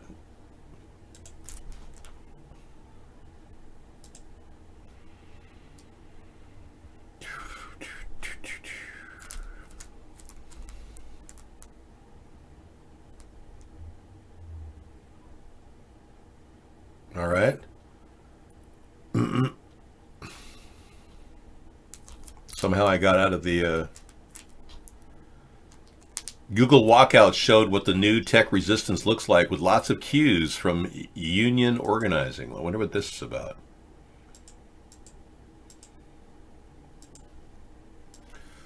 Coming out of CNBC. Nearly 17,000 Google employees poured from 40 offices around the world as part of a massive walkout to protest the way the company handles sexual harassment. Okay, now this kind of gets to the bottom of the, when you become a Silicon Valley ingenue and you get that $150,000 starting pay or whatever they get, might even be more than that, that comes with all kinds of things where you have to, bend over and take it sexually. And this has been a rumor in the rumor mill for some time that they have these wild Silicon Valley sex parties. Kind of like the Illuminati and Eyes Wide Shut. You know what I'm talking about? No, I've never been to one of these, and I won't go to them either. But, yeah, I mean, all this stuff. I read the chat, yeah. What is your malfunction? What do you want to talk about, Sky Chad? I'm instantaneous. You want to talk about Boys Town? Nebraska? No, we normally don't talk about Pizzagate tonight, but all right. I'm sure Howie's tired. He was mostly here for Sarah, so he took off.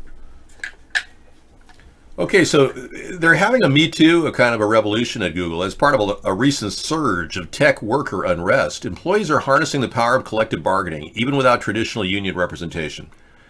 I've never seen anything like this in the tech sector, one expert says.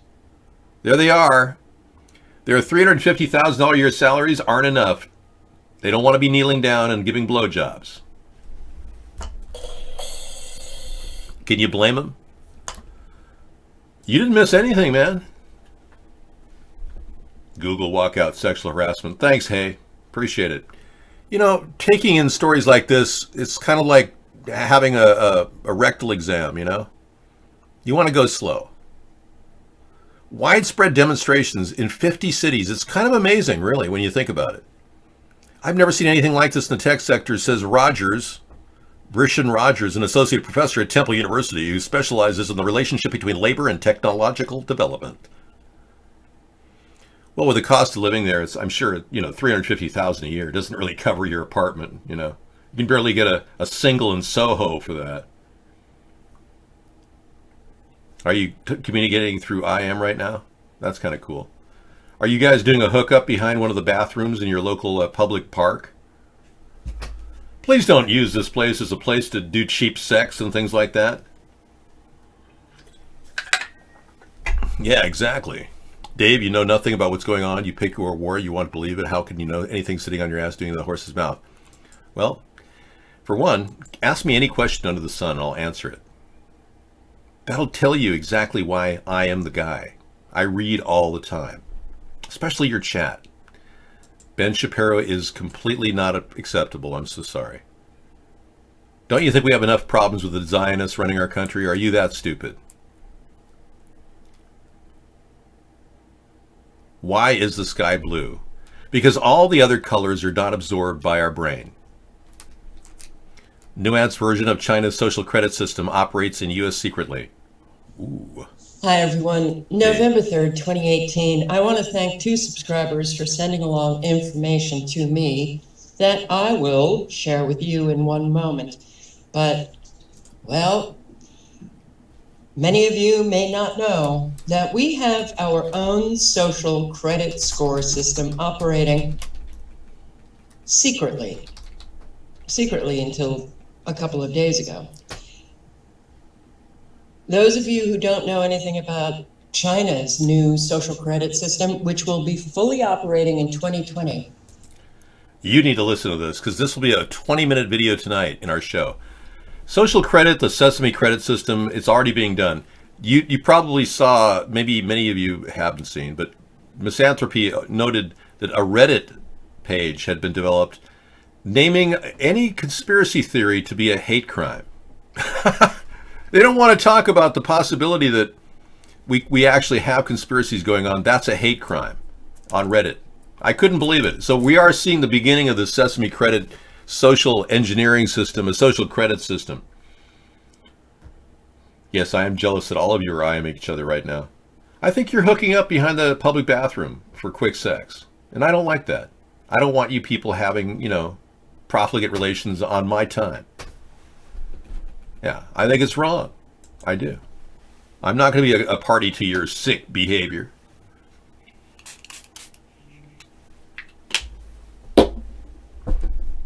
Nice to see you're here too. Okay, moving on. We'll have that in the lineup. That'll be good.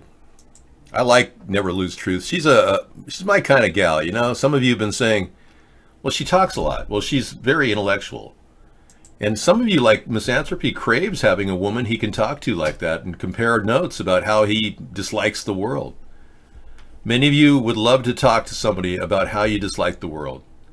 And I used to think I could do that myself, but I can't.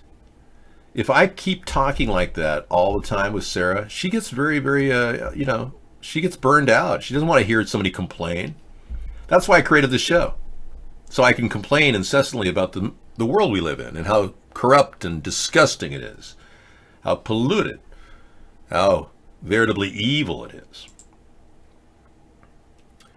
Where are the Mars rovers? Welcome to Rich Planet TV. On last week's show, we presented the Mars rover hypothesis, in which I suggested that the Mars rovers, which according to NASA landed on Mars and are sending back images of Mars, could in fact be at remote locations on the Earth as part of a well-organized deception. We examined photographs produced by NASA, allegedly taken from the Martian surface, which appear to show objects commonly found on the Earth, starting with a small rodent identified possibly as an Arctic lemming, a lump of wood possibly from an old railway sleeper, the vertebra of a large sea creature, a bone identified possibly as a walrus arm bone, lichen growing on rocks, a crinoid fossil, and also photographs which prove NASA have falsified the colors in many of their images. The question which arises is, do these anomalies provide evidence that all the images from the Mars rovers are in fact being taken from remote locations on the Earth? Wow. Who would have ever thunk? Yeah, that's amazing, isn't it? Hey, you know, I started the show with the pre-show with the discussion of the moon landing and how stupid it looked. I was quite shocked, actually. Yeah, we had that earlier. I mean, they want us to make... It's almost like they're constantly giving us BS from NASA. It just seems that way, I guess.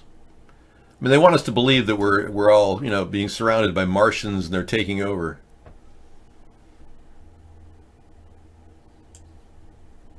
I do believe you're possibly right, Dave. Martians could possibly be taking over right now. But the idea that Martians are taking over is really kind of an illusion, because there's no proof of actual Martians. There's not one single piece of evidence that Martians exist. And there's not one piece of evidence that we really landed on the moon when you think about it. Even NASA lost all the photographs from the moon landing. So here you have... Port stage, push. Mission arm is out. Okay, I'm going to get the pro. 99, proceeded, 3, 2, 1, ignition. Right away, Houston. Vector grid. Ag side. You probably didn't see the string pulling up the object, but this is a miniature. It has all the earmarks of a miniature. And this was what we saw in 1969. This was pieced together from footage from CBS, NBC, and ABC. Mission arm is out. Okay, I'm going to get the pro. 99, proceeded, 3, 2, 1, ignition. Tell me that's the fakest thing you've ever seen. It really is fake. I mean, seriously. And who was taking the picture anyway? That's the big question. Yeah, who was down there on the moon with a camera? Yeah, gee, I don't know. I believe the moon landing now, Dave. Well, I think it didn't happen. I used to think, why would they lie to us? Why would they tell us anything that's so untrue? Because they love to lie to you. They get off on it. They love lying to people, these people that run the world. Anyway, we're probably all in our lifetime going to witness robotics take over a lot of our policing activities, and I kind of want to be in a position where I can lead in a way that leads us toward democracy, as opposed to a police state that would hurt all of us. And when I thought about a drone missile defense system, I thought, well, what if they use drone missiles against us? What if they turn them against us in America? And then I thought, well, if these things have the ability to be hardwired so that they don't have a mapping system outside of just what they do, they don't know that the world is there's a map potential everywhere they go, and they just look at what they need to do to defend, and we hardwire that into their memory. They're not going to go past that little location. I think you can get a chip installed in your dog now that'll tell you where your yard is. I know they could use behavior modification to eliminate your dog from leaving the area with an electric collar, but I think they've got the ability to control the dog's actual actions. So we could control a non-living creature like a droid, an android, or unmanned aerial vehicle. And the drones could veritably have solar power that could keep them hovering all day long. No problem. Propellers don't take a lot to run. Solar power could easily power that up. And they could also be harvesting, these drones can be harvesting liquid hydrogen from the air. And they could actually be setting a charge so that they could go really fast in one direction. The propellers could actually fold and they could just become like a dart. And they may lose their proverbial non-living life or cybernetic life in the process, but they would become a disposable defense means against any incoming missile from any of our enemies. We could also build this memory into an AI system that doesn't communicate with each other, so there's no potential hacking ability. And ultimately sell them to our enemies as part of a drone missile defense system that they too can have, ensuring their safety and security against us. And this is exactly at the heart of what Lyndon LaRouche came up with. He's also a third-party candidate. When he was a writer for policy at the Ronald Reagan administration, Lyndon LaRouche, I don't know if you've seen his people at the library, but this guy developed the Strategic Defense Initiative, the very thing that led Ronald Reagan to that famous quote, "We're going to build a Star Wars defense system to save our nation from incoming missiles." I mean, this is like amazing stuff. And Lyndon wanted to share this with other countries. So it's very front forward. It opens up trade with other countries that we may not have even traded with. It opens up the field of military. The military economy continues to blossom this way without having to rely solely on the production of large jets and naval vessels. Why was no one rescued from Gilligan's Island? Good question. There was no rescue attempt that was meaningful. Gilligan ended up staying there the rest of... I think the fact that Gilligan's Island still exists in our minds and no one was rescued gives it that sense of permanence, eternity. Yes, bro, can you do your Scarface accent for the Jersey City Cubanos Hermanos? Okay. Say hello to my little friend. You cockroach. How's that? Better? Gilligan was like really cool. He's like really a nice guy, you know. But I really don't talk about things in TV like you guys do. I just kind of try to take each day. That's the old adage that my father used to say. Yeah, because if you get hung up on, living in some other world, you kind of lose track of what's right in front of you. And then you wonder, hey, what's going on? Hey, do you ever wonder, what is going on? I mean, do you ever, wake up or do something and you're just like, what the fuck is going on? Whoa.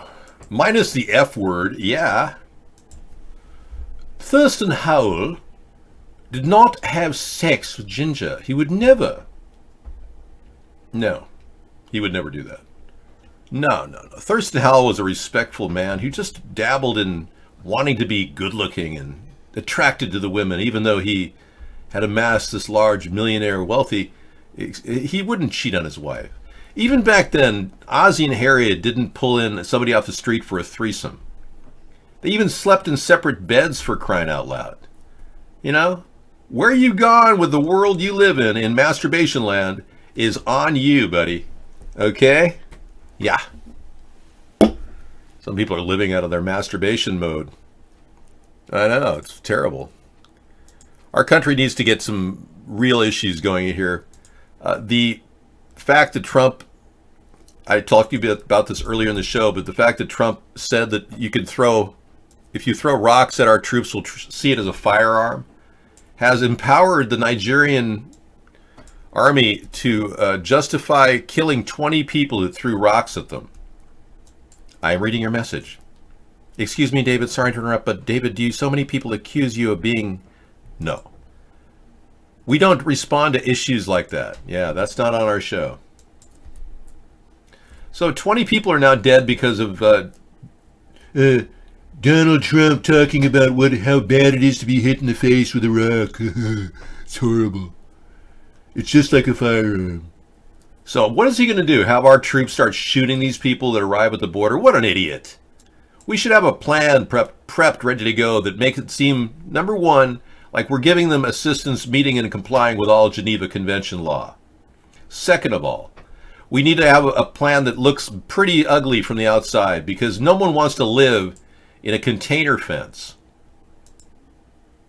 That's what the plan is. I didn't want to, I sugarcoated it this past week, making it seem, oh, Dave, you got a great idea there with a container fence. But no one really wants to live in a container fence. I made it seem like someplace nice, but it's really not. It's like hell. And they're thrown in this liquid fire. But I didn't want to scare anybody, so I did tell you we're going to be putting doors on the container fence, and the total cost is only $1 billion to go 1,000 miles. So here's a great idea to solve the immigration problem coming from the caravan in Honduras, Guatemala. We're not going to burn them in hell. We're not going to incinerate people. We're going to give them a place to sleep in the hot, sunny days.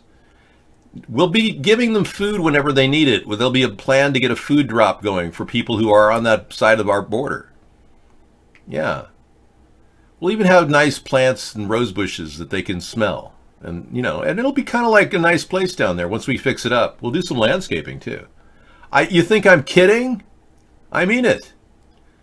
So the goal is to give people a place to, you know, hang out and enjoy themselves. So each one of these will be built into a tiny house. Only $1 billion to stretch the whole distance. That includes the cost of the containers. $2,000 for every 40-foot container stacked, laid out. We'll need to buy some gravel. We've got teams of people working right now in our prisons. Illegal aliens could get their freedom by working on the fence and helping us move these containers into position. It takes about 20 or 30 men to move these things into position. It's only $1 billion. It's not a big deal. Yeah. Whereas Donald Trump has just funded $145 million for God knows how many feet? 25 feet? David, you would be down there to help and build this? Oh, Johnny, I will be overseeing it from my miniature camera. The presidential camera I'll have about 6 or 7 cameras rolling around on a pedestal. I'll be doing all of this from the White House. I'm installing robot cameras to represent me in 5 different places around the world. Or the country. Yeah, pretty cool idea, don't you think? Yeah, they're already built. They actually hold a laptop, and they're robotic, and you can deliver any message anywhere, and I could talk to anybody, interacted with a laptop facing on this robot. These things are pretty cool if you haven't seen one.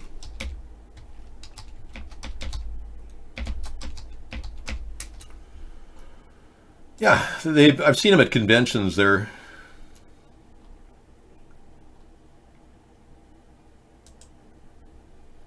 like, here's one right here. It's a stand-up model that has adjustability.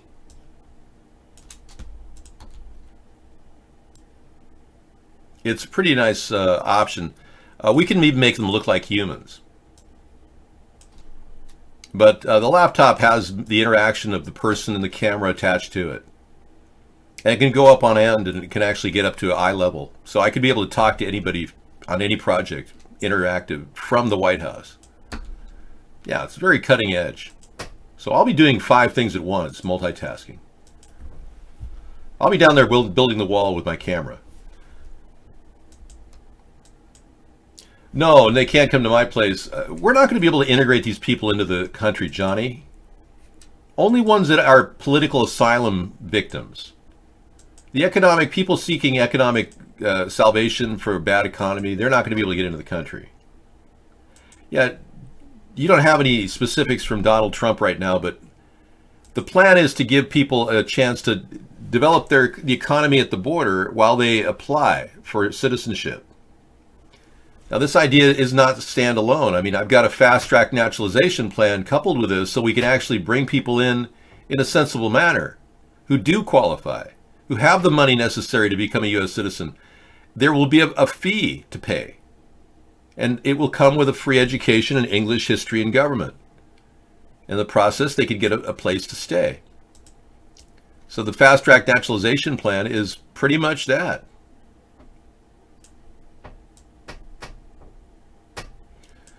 The cost to become a U.S. citizen will be about probably, well, I'm just guessing, but right now it's $10,000. It may be a little bit more than that.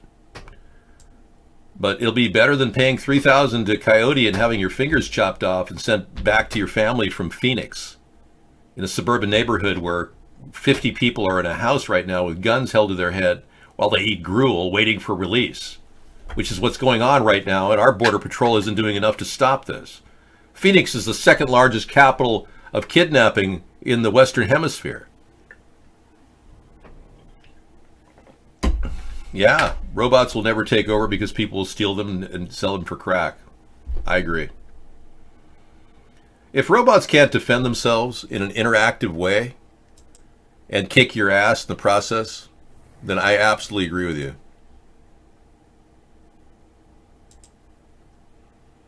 Well, Kellyanne Conway's husband, George, he's the only person in the administration with the balls to speak out against the president. Now this guy has got balls, I'm telling you. I hate to say that, Kellyanne Conway landed a one heck of a husband. Because this guy, he once again has taken a very public step against the Trump administration over his comments on ending birthright citizenship, which the counselor to the president defended today. There's Kellyanne.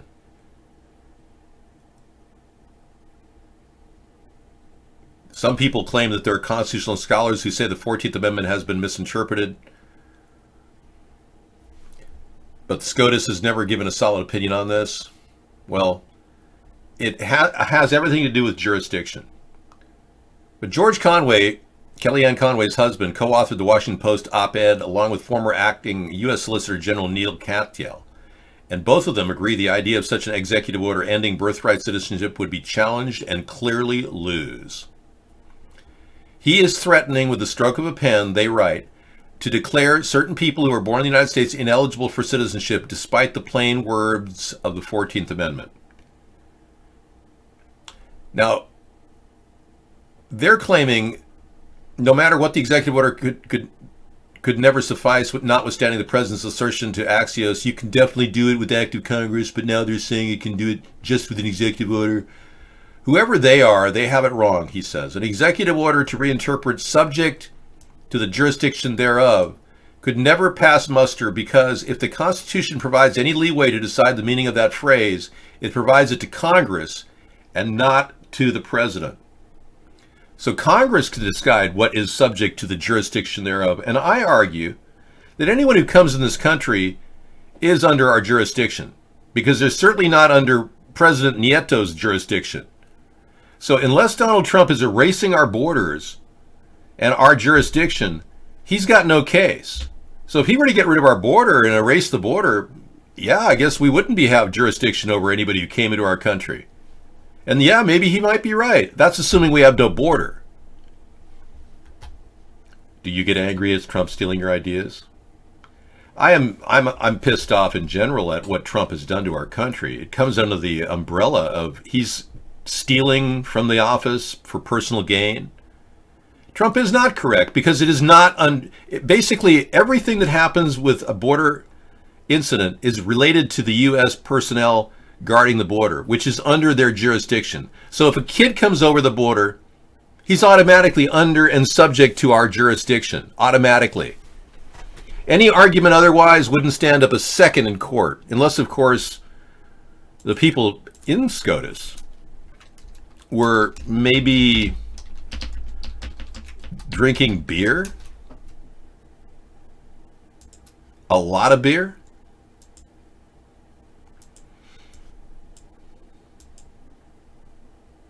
We drank beer.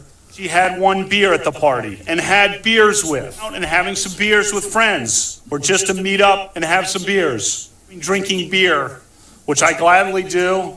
I like beer. For that. I like beer. I don't know if you do. Okay. Do you like beer, Senator, or not? What do you like to drink? Next one is Senator, what do you like Judge, to drink? have you? In any event, we drank beer and still do. So whatever. I think you've probably had beers, Senator, and so. So you're saying there's never been a case where you drank so much that you didn't remember what happened the night before or part of what happened? You're asking about, blackout. I don't know. Have you? You're asking about a blackout. I don't know. Have you? So he had no memory of his blackouts. You realize how many blackouts you'd have to not know if you've had a blackout? Yeah.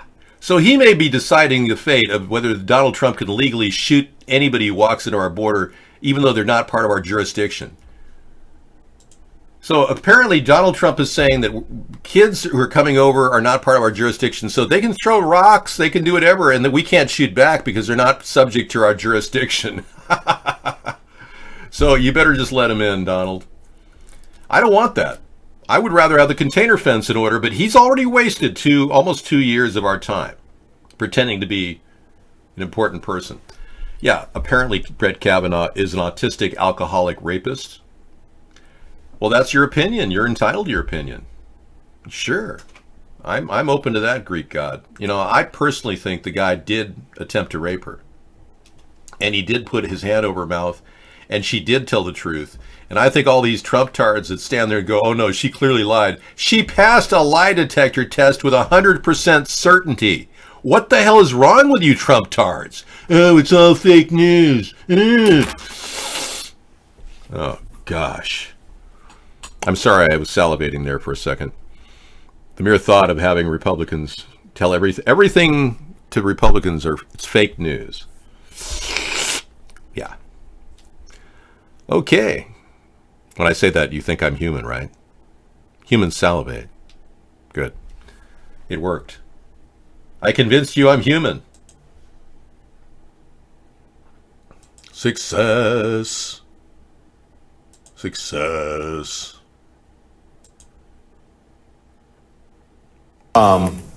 So we have to stop demonizing people and realize the biggest terror threat in this country is white men, most of them radicalized to the right.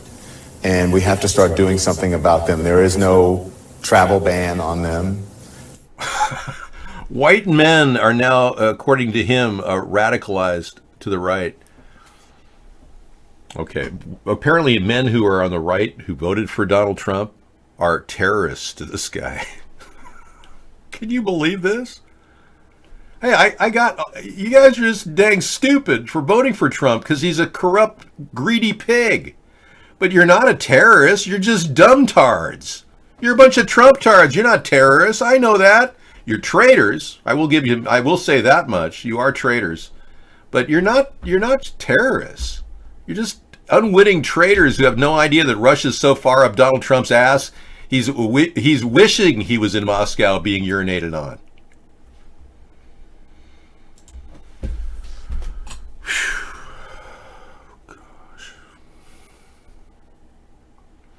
Well, we know Mueller's on the take. We know that. It looks more and more like this guy's in slow motion. He can't even get a subpoena for 10 years of tax returns. Vote for Democrats in the House. Yeah. Bye.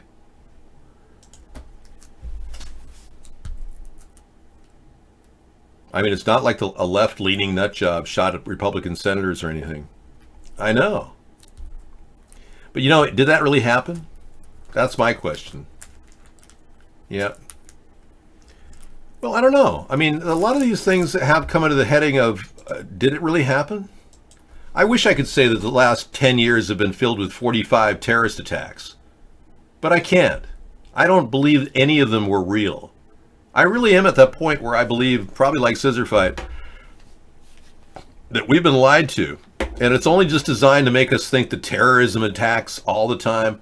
And this is a plan to get us all to believe that war is the only answer and we must all disarm.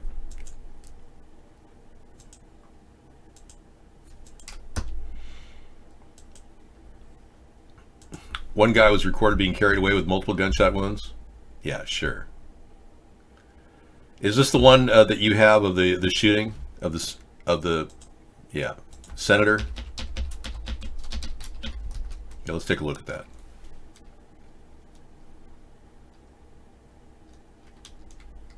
Yeah, Senator Scalise. House Majority Whip was shot while practicing the annual... Yeah, let's take a look at that. Okay, let's pull up the video. Access video.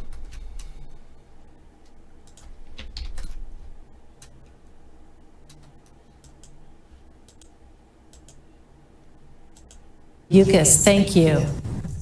Last June, a gunman wielding a semi-automatic assault rifle opened fire on Republican lawmakers practicing for a charity baseball game in suburban Virginia.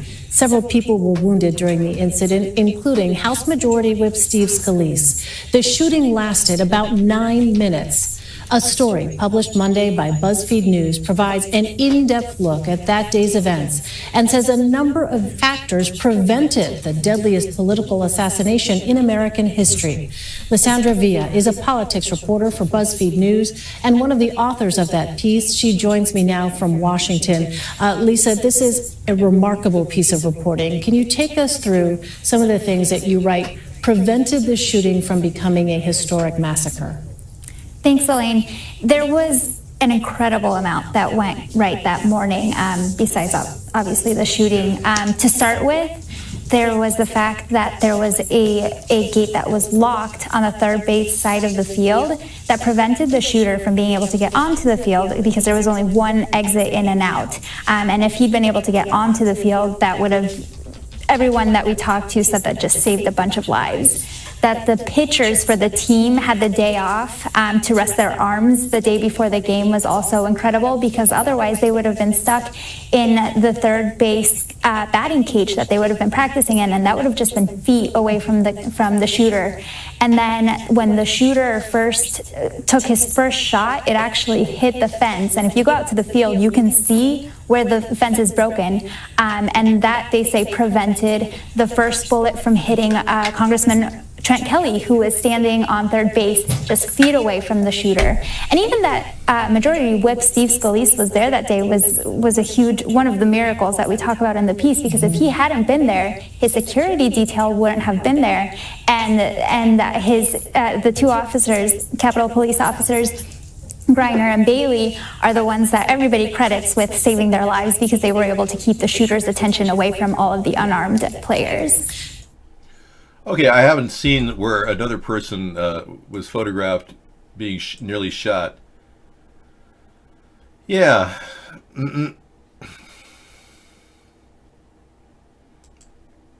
Yeah. Okay, so again, it's one of these stories of, it turns out Scalise survived, which is great. I'm glad that he made it, but I just don't know if that's one incident that we can verify is true. What about all the other ones? Yeah. Why was Stephen Paddock's body the body of a 45-year-old? Why did his neckline have no lines in it? How come his body was, when they went in with the body cameras in Mandalay Bay, why did they go in and not see the window open? They didn't even see any window open at all in all the footage that came off of the camera, the body cameras that was released later. Hey, here are all the requests for cars around the world, the number one request from every country. Isn't that interesting? So Toyota is the number one request in America and Canada. Honda down there in Brazil. Tesla in China. And, yeah. Hyundai in Russia. The Russians like Hyundais. That's good to know.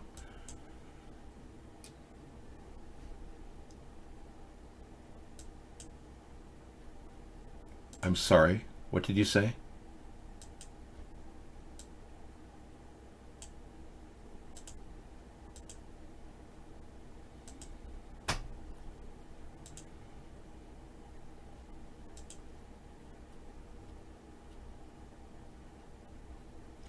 Okay, so you're talking about the chick that was talking? Okay, great.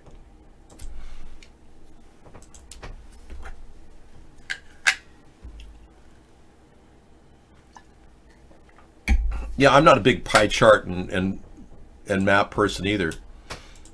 Yeah, I have no, but some people request it, and I really don't want to. There's an image of him being carried away on a stretcher. Oh, okay. Let's take a look. Right, yeah. Okay, that's enough for me to be convinced that somebody was carried away on a stretcher. You're right. I don't see any blood. No. That's not a guy who's shot, wounded, in a serious condition. That's a guy who just probably got paid a little extra money to be a character actor. No, you got to do better than that. Bayer stock crashes after Monsanto cancer verdict upheld by judge.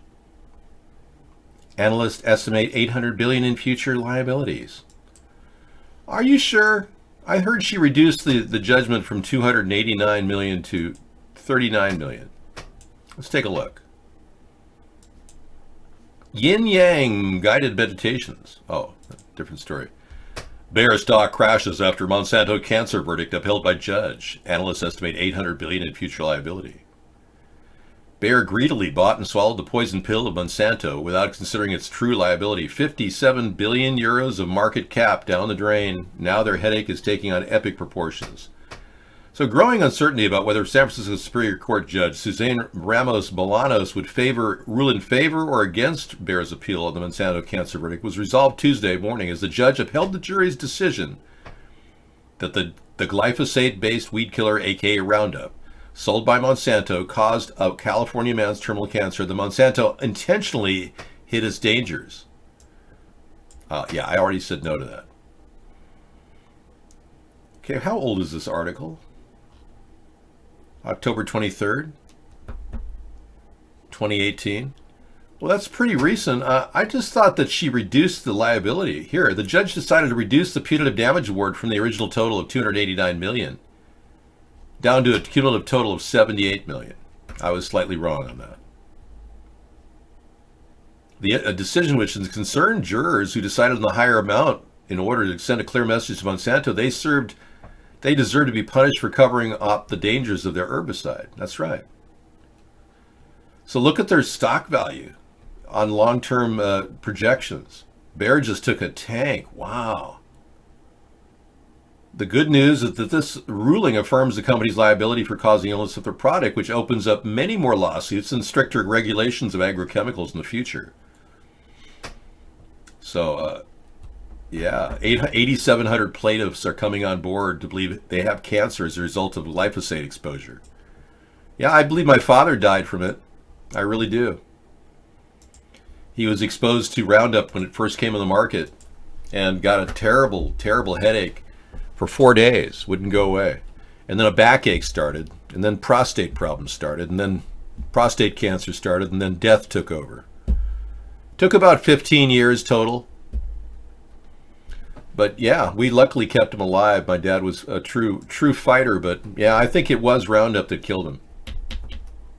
Man who lost his legs regains the ability to walk due to electrodes implanted into his spine. This is fantastic. Great news.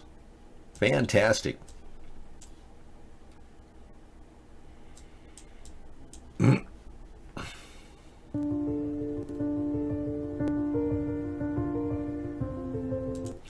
Six years ago, David lost his legs. Today, he can walk. Wow. Look at that. Surgeons implanted electrodes into his spine.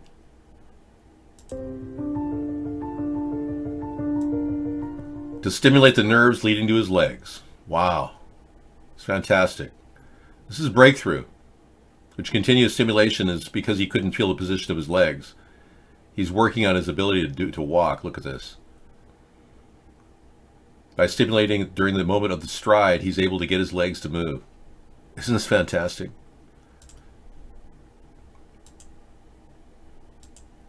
And feel like the body moved, stimulation kicking in at perfect time. Yeah, I cannot describe. This was a really crazy feeling.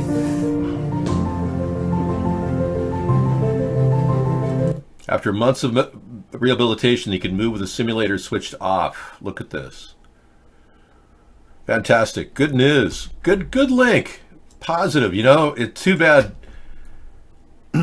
Superman, Christopher Reeves, couldn't be revived and given this.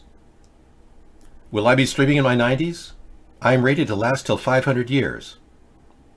I have no problem streaming continuously till 2088 and beyond. Noam Chomsky on the migrant caravan. People are fleeing from the misery and horrors for which they are responsible, which we are responsible. Okay. Yeah. Why doesn't Noam Chomsky suggest that they get on a merchant marine vessel and go to Russia instead.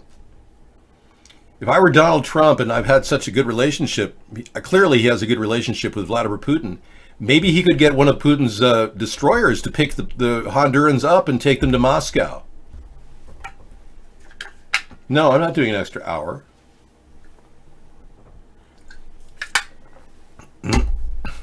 Oh, the San Francisco Salesforce Tower turns into the Lord of the Rings, Eye of Sauron on the Halloween show.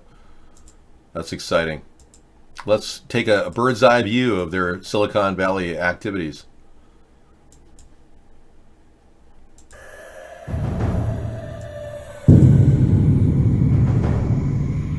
Whoa.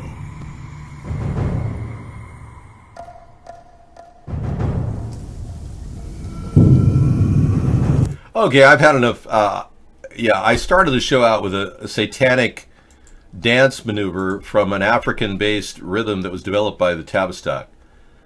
And it was satanic in nature, Illuminati, and that's even more Illuminati in my opinion.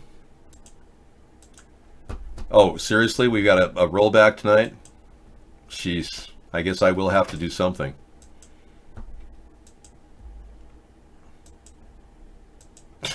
That's ridiculous. Well, if you're staying up with me, I guess I'll have to help you. Well, you know what it ends up as, just me playing great songs and music and, having fun. If you insist. Whatever, I can roll with the best of them. Dave, what's new? You are new. Every day, your body regenerates new cells in its system, giving you the ability to be new again. Renewed unto the Lord.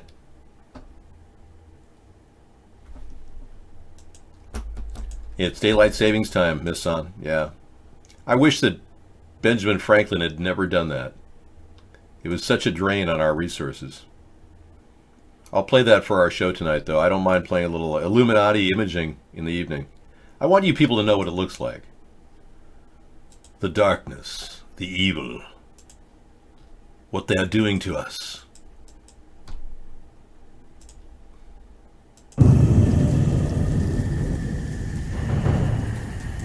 That's pretty heavy stuff. Heavy duty. And I guess somebody was fraternizing with Sarah and brought up Van Morrison's Brown-Eyed Girl tonight. Now I got to pick out an image library of all the brown-eyed girls in my image library. Yeah, it's my job now. I can't have Van Morrison playing in the background without having an image library of Sarah and other brown-eyed girls that I have seen in the past. I am doing that right now. One moment, please. Beep. Yeah, I think it's pretty sad that we're dealing with a country that's so misdirected that we have bad leadership at every turn. I believe that Wonder Woman had brown eyes, if I'm not mistaken. I believe that Sarah Connor of the Terminator had brown eyes. Yeah. I know that you are with Sarah Connor. I know that you are here. You are destined to take over the world. I'm not a cop.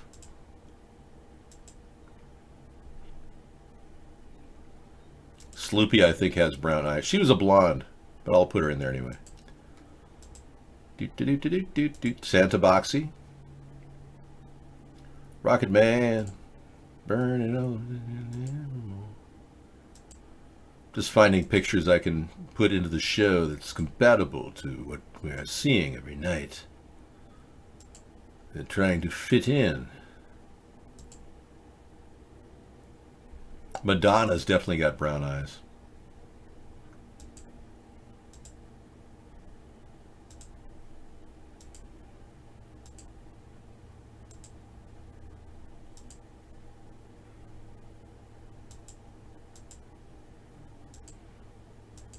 Okay.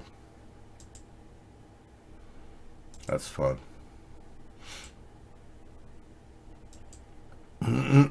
Marianne and Gilligan's eye. I'll put Marianne in too. She had brown eyes. Oh yeah. Brown-eyed girl. Well, you know, the anti-war rally is really dedicated to, like I said, John Lennon and Yoko Ono. I just believe that we've got a situation where, you know, we don't have any John Lennons and Yoko Onos anymore, and we recently lost, Chris Cornell and Chester Bennington. So it's like they're killing off all the icons that would stop a war with music. You know, that's kind of concerning me that even happened. But hey, you know, they're not investigating these mysterious suicidings. Whoa, that's too much. Yeah, I didn't realize I had that one in there. Yeah. I know, we're going to turn the clocks back tonight. Warning, warning. There should be like an alert on your phone, don't you think? I think our phones automatically go into automatic daylight savings time. They're set to do that.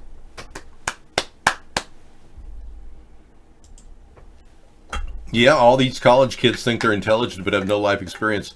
Well, they watched Life on TV, so they know all about it.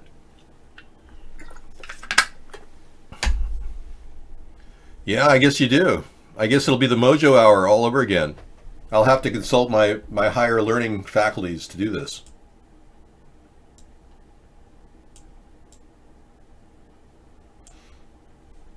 I'm just glad everybody came into the show and can participate.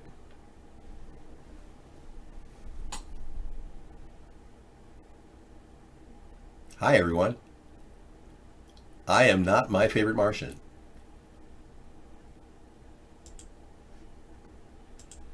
They are just educated fools. But hey, you know, they get money to be an educated fool, so you got to admire their diligence. They work hard. Well, sometimes if you just kick back and enjoy the simple life and the simple things in life, like Howie does, he's like that. He's kind of into the simple pleasures. It really doesn't matter. Yeah, you don't have to work your ass off all your life just to be happy at any given time. You can be happy in such small ways. You know, you spend so many hours of your life worrying about becoming successful. Think of all that time you've wasted worrying. Or maybe you've got somebody in your mind. Do they have the right to rent space in your brain? Seriously, are they paying you to rent space in your brains? Think about it. I know Rex is still missing, and sees T. Rucker. We haven't heard from him. I don't know. But Rex, I thought, was back after T. Rucker was gone. I recall talking to Rex after T. Rucker claimed he died. Yeah, you don't need to rent space in people's brain, or have people rent space in your brain. Just clear it of all that clutter.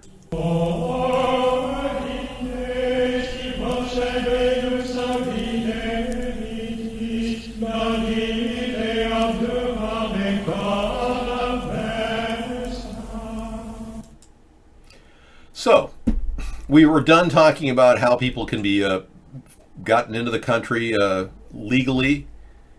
We talked about that. We talked about how the earth is under stress and how we're facing an environmental war. Not a war against humans. We're actually facing with the backlash of a bad existence here on Earth due to what we've done to the planet.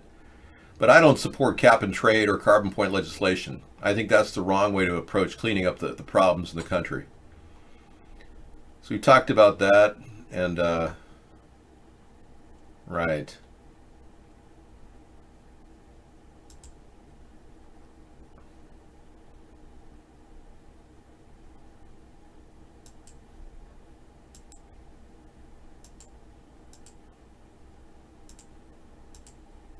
And now it's time for a new background. We haven't discussed water. Let me put my water reminder here. Now, every single show we've done, we've talked about the benefits of water. And I think when we talk about the anti-war rallies and we don't mention water, we're mistaken. Right, I've got tons and tons of water. Now, if we create plentiful water, it's just simple logic, we will be able to resolve a lot of the problems facing our world simply because water creates food. Even if you just run water down a lake or a stream, you're going to pick up seeds of things that will actually grow things, that will be edible. It is the natural nature of the world around us that we have water and food together. So this simple scenario where we create fresh water, it becomes cheaper because the more we create, the cheaper it'll get. All right, this is simple logic. We're just hitting you with simple concepts here. The potential for water is still huge, and 73% of the world itself is covered with water. Most of it, 72%, is seawater. So we can create fresh water, we'll be really much better off. So that's why I strongly support the concept of creating water. And I support the concept of legalization. Yeah, we'll get to that in just a second. Yeah, got ahead of myself there. Yeah, Monsanto's destroying fertile soil. Dow Chemicals dumping glyphosate all over the earth. We're killing off the planet. The elitists are engaged in something even more disturbing, climate control, which I call weather warfare. But the simple reality is that we have the potential for creating peace on Earth if we establish water. A very simple scenario. Water equals food, equals prosperity, equals peace. Yay.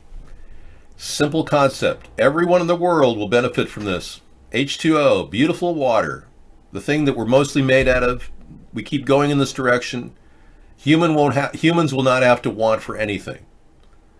Water will solve the problems of the world. I mean that. I really strongly believe that. The problem is we've got a very old system of hierarchy, kind of like the caste system in India. Humans have separated into these economic classes, and the people that have a lot of money actually don't give a crap. They want to store water away for themselves. That's why the Rothschilds and the Rockefellers teamed up to buy Sonoma County water rights while we're facing drought conditions in California, which is not exactly a cool thing to do. Yeah, so anything we can do to move forward toward water is a good thing. That's my overall position on this. What we're seeing around the globe with climate control, hurricanes, is almost a vain attempt to create a rapid decline in our environment, thinking they can play God, controlling the climate. It's not cool. It's not something that's going to help the Earth. It may even be affecting the Earth's long-term survivability and its magnetosphere. But the magnetosphere, being so very, very vulnerable, could veritably change for good, and we may not have a permanent, we may not be able to reverse this permanent situation. So, but that's not something for us to worry about right now. Nestle sucks water out of the ground for pennies on the dollar and charges us dollars for our liter bottles of plastic waste. And it turns out a lot of those bottles that we're drinking out of have up to 200 microplastic pieces in each one. They tested practically every bottled plastic water on the market. They found 200 to 350 different pieces of microplastic in every bottle. So when we're drinking it thinking we're drinking nice filtered water, we're drinking microplastic. It's ending up somewhere in our liver, God forbid. But I'm telling you, if you do get filtered water, you want to make sure you store it in glass bottles. That's important. But clean water is really the key to the future of mankind. I know that sounds simplistic, but when you think about it, water creates food, and people are going to need food, and we could even have this modern food drop that I talk about, where we drop food on people, just so we don't want to deal with warlords that can intercept that food and use it for their own personal gain. This bypasses that whole process of corrupt gangs stalking, people like in Darfur. The Junjavi used the power of controlling the rice shipments to the people of Darfur in the Sudan, and they're unable to get their necessary supplies because the Gingivi continue to use those shipments as barter trade and control. This whole concept bypasses all the gangland activities involving food distribution. So simple solutions like these are massive when you think about the big picture about how humans will survive in the future. And I think a lot of people are kind of stuck on this idea that, well, they just need to get it for themselves. I'm okay with that. I want you to store up as much food as you can in your closet, for real. I mean that. And water. I have water in plastic bottles. When I get really thirsty, I'll drink it. I don't care if they're in plastic bottles, it'll be water.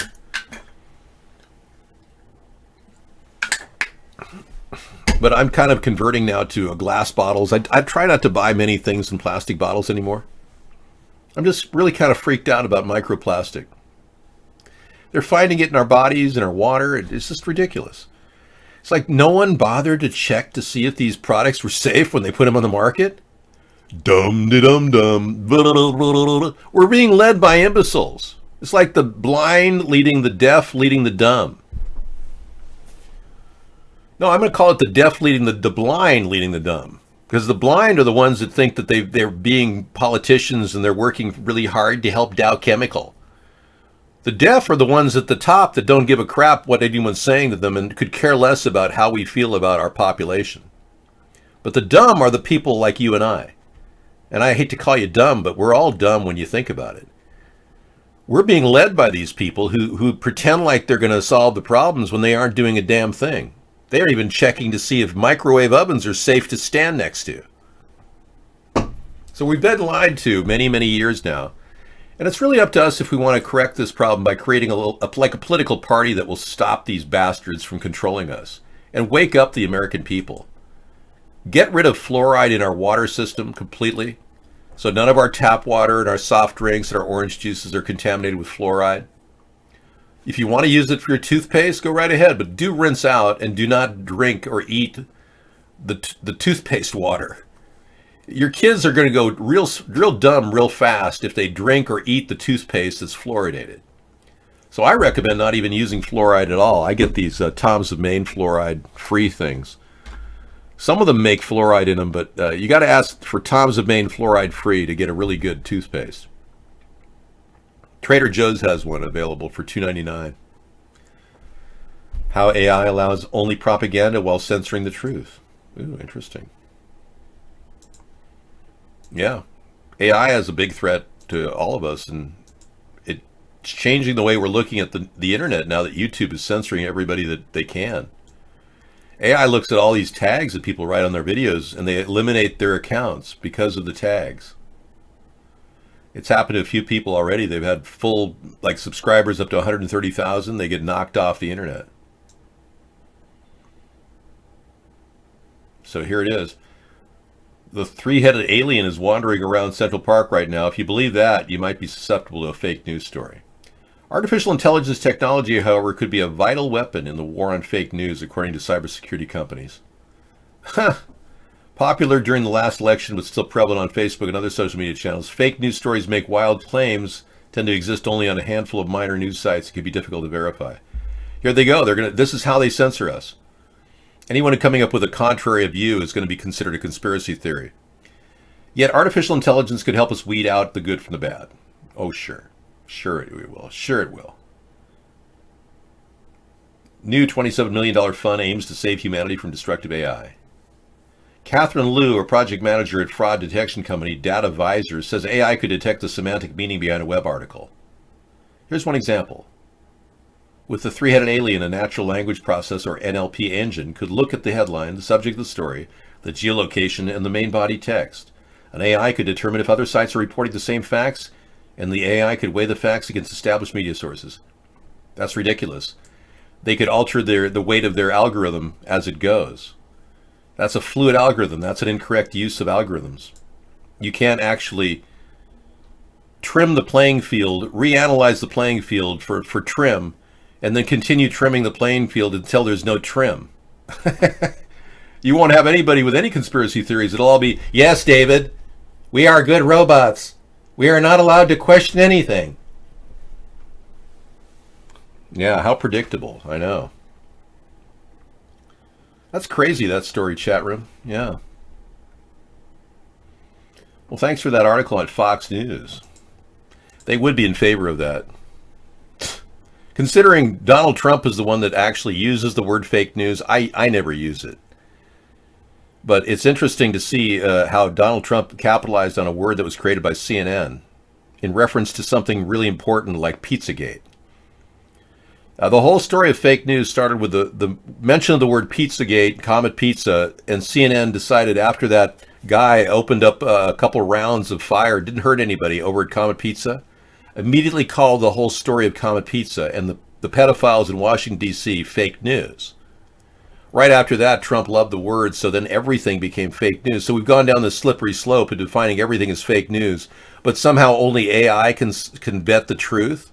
Give me a break. Conformity makes it easier for the AI. It's forcing us into a mentality that only it will allow. Reminds me of the expression, resistance is futile. The Borg, right. Of Star Trek. Resistance is futile. You have a contrary opinion. Your Sesame credit score has gone to 0. You will not be able to leave the country and be prepared to be shackled by the local RoboCop that comes to your door.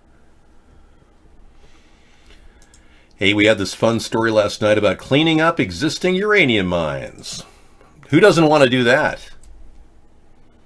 The Navajo Indian Nation, they're having 500 abandoned uranium mines to deal with. Wow. Look at that. From 1944 to 1986, nearly 30 million tons of uranium ore were extracted from the Navajo lands under leases with the Navajo Nation. Many Navajo people worked the mines, often living and raising families in close proximity to the mines and mills. Today, the mines are closed, but a legacy of uranium contamination remains, including over 500 abandoned uranium mines. Homes, drinking water sources, elevated levels of radiation.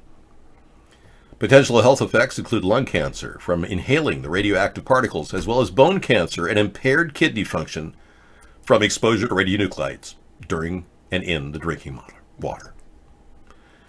So the enforcement has an EPA settlement valued at $1.7 billion to reduce the highest risks of radiation exposure to the Navajo people. As a result of the cleanup process, 219 of the 523 abandoned mines have begun cleaning. Well, that's good. Thank you so much. I'm glad they're doing something. Wow. Why don't they just move away? Oh, that's their sacred land. I forgot. And they can't build a casino there because no one wants to go to the casino and drink, hey, you want some radiated water from the Coke machine? Could I have like a Bloody Mary that glows, please? I really like playing Keno. Poor people. I feel sorry for them. Yeah. Sucks to be drinking radioactive water. Of course, you would know that, wouldn't you? Okay, we're all radiated. Let's face it. I think we should all deserve damages from radiated water from Fukushima. You want to start a class action lawsuit and sue Fukushima, TEPCO, for all the radiation you're breathing and living in right now? I'm sure that'll go real well.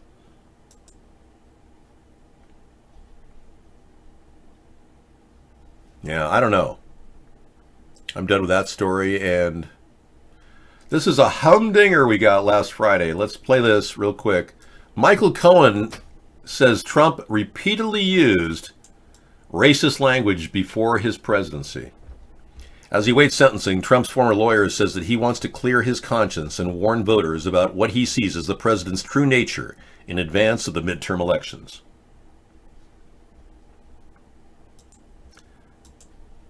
Yeah, that's pretty serious. You think I burned out? No, I'm here till 10. Yeah. Oh, it's 10 already. Wow. Well, we had Jason the other night. I mean, it was pretty funny. We had his call. He did try to call tonight. It's not the end of the world. Yeah, we do have some of his audio as well. Would you like to hear it? Would you like to hear the Jason call? Won't you be my neighbor? Hey, neighbor. Yeah, the guy who can't take no for an answer. Jason again.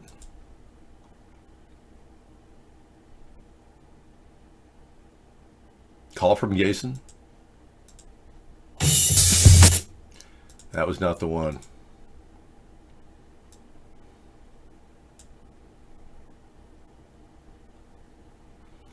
Ain't no sunshine when she goes. Okay, let's check out Jason again. Jason. Oh no, we got a call from Jason again. Well, we don't take your calls, Jason. Jason.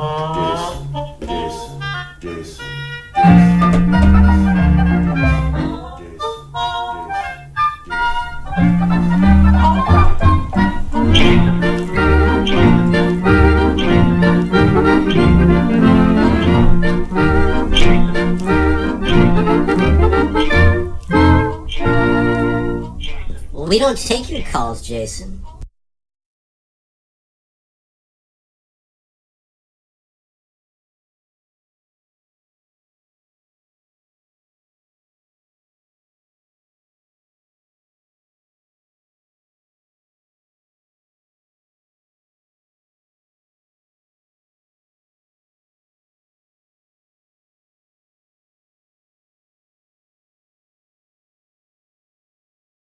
Okay, for those of you who have speech capabilities and you can read lips, congratulations. You just heard some secrets about the show. Not many people know these things, and I try to tell people, through lip reading, that I am sitting on some stuff that I haven't talked about in the show. So if you're smart enough to actually read my lips, you know exactly what I said. Now, beyond that, I think we've reached the end of the show, so I really can't keep talking. Otherwise, my system will run low on battery power. And that would be bad. I'd force you to sit and listen to Mike Pence talk. Of finding common ground with the Democrats, if in fact they do take control in the House of Representatives in the election. Do you have areas that you expect, whether it's on Medicare reform, perhaps on raising the minimum wage, dealing with Social Security, any area where the White House has an expectation that the Democrats will come together with them to work on legislation of any kind? Well, Buck, I think we're going to expand our majority in the United States Senate. I think we're going to hold our Republican majority in the House of Representatives. But that being said, that there is certainly common ground, areas that we can work.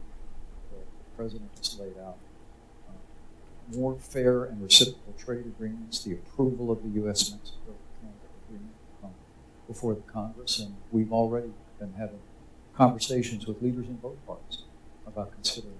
There's an infrastructure bill. This builder that became president would like to rebuild the infrastructure of America. Yeah.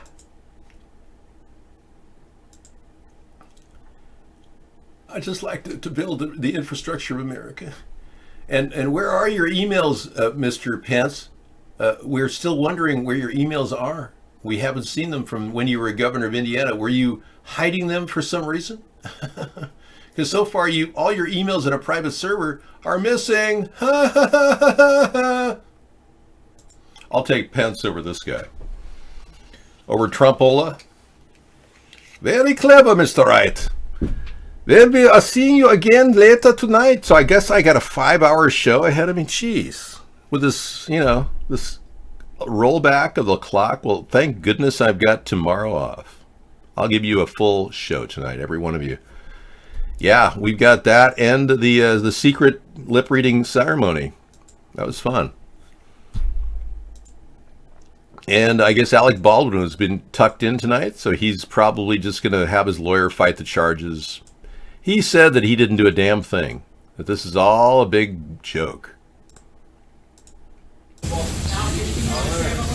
Hey, Alec, what kind of example are you setting for your kids with your little temper tantrums? Huh? Alec, you got your actions? Big gang! Can't you afford a garage at this point with the money you make?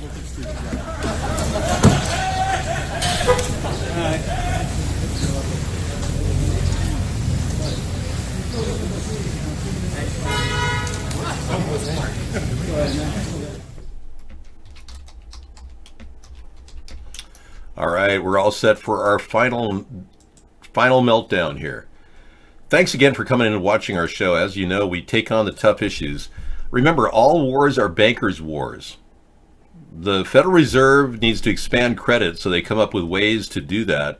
Wars have traditionally been the best way they did that. I did punch my cousin once, yes. It changed me into a nonviolent person. My father took me aside when I was 7 years old, and I had no idea where this came from, this punch. I just felt like he was saying something bad about his sister, and I just punched him. And I felt so bad about it. My father told me it takes a stronger man not to fight back. And that thought really entered my head, and I tossed it around. I studied nonviolence, and I realized that my father, who'd been a war hero in World War II and killed over 100 men, was telling me something so important that it would help me live my life in safety and security without having to serve double nickels at Chino State for seriously taking somebody down. So you got to understand, when you got that tendency to hit somebody, you got to back off, because that could lead you nowhere, into a very bad place in your life. Even if you have to walk away from a fight, and they may call you a coward, you're better off than beating the shit out of them and ending up hurting them and getting a murder rap. So you have to understand, nonviolence is a way of thinking and a way of living. It's a total dedication, much like martial arts. In martial arts, I studied karate, and it's a defensive, all defensive. There's nothing offensive about karate.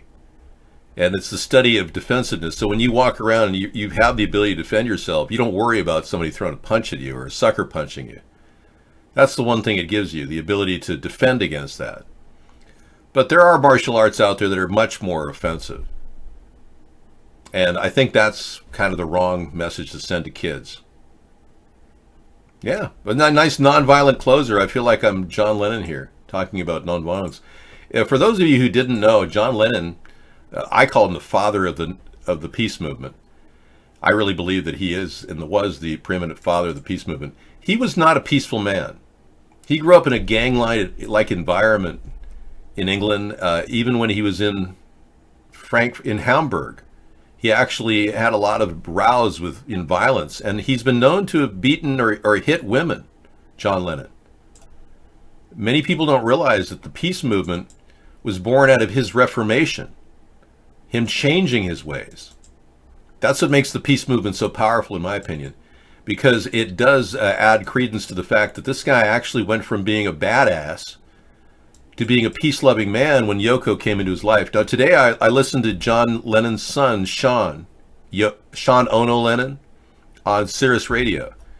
And he's very well spoken. I really enjoyed listening to him. He sounds just like his dad. But they did a good job with him, and he's going to spend his life taking care of his mom, Yoko. And I heard him play a song that I think was pretty impressive. I'll play it for you later. It's On Thin Ice. Should be good. And it was Ab Yoko singing. And believe it or not, she actually sings pretty well in this song. It was the last instrumental piece that John Lennon did before he died in 1980. I think it was done in December before his death. And he played guitar on it, and Yoko sang, but very powerful and very interesting too. So when we look at the John Lennon history, we must think back on what he said and did. And you can't judge a person based on just what they said. He really reformed himself from being a guy who hit women to a man who was a lover of peace and lived his life very, very humbly toward the end. I respect that. You see, having gone through the Beatlemania thing, nowadays it's nothing like that. I mean, I can walk down the street and somebody will say, "Oh, hi, John," and they usually say, "How's your immigration?" You know, if it's in New York, right? Not so right, no. No, actually, he got shot, ironically, and his death, it marks the history of the peace movement. When it went down, it pretty much was the end of peace on Earth. Just give peace a chance. Oh, just give peace a chance. Anyway, thank you so much for coming in.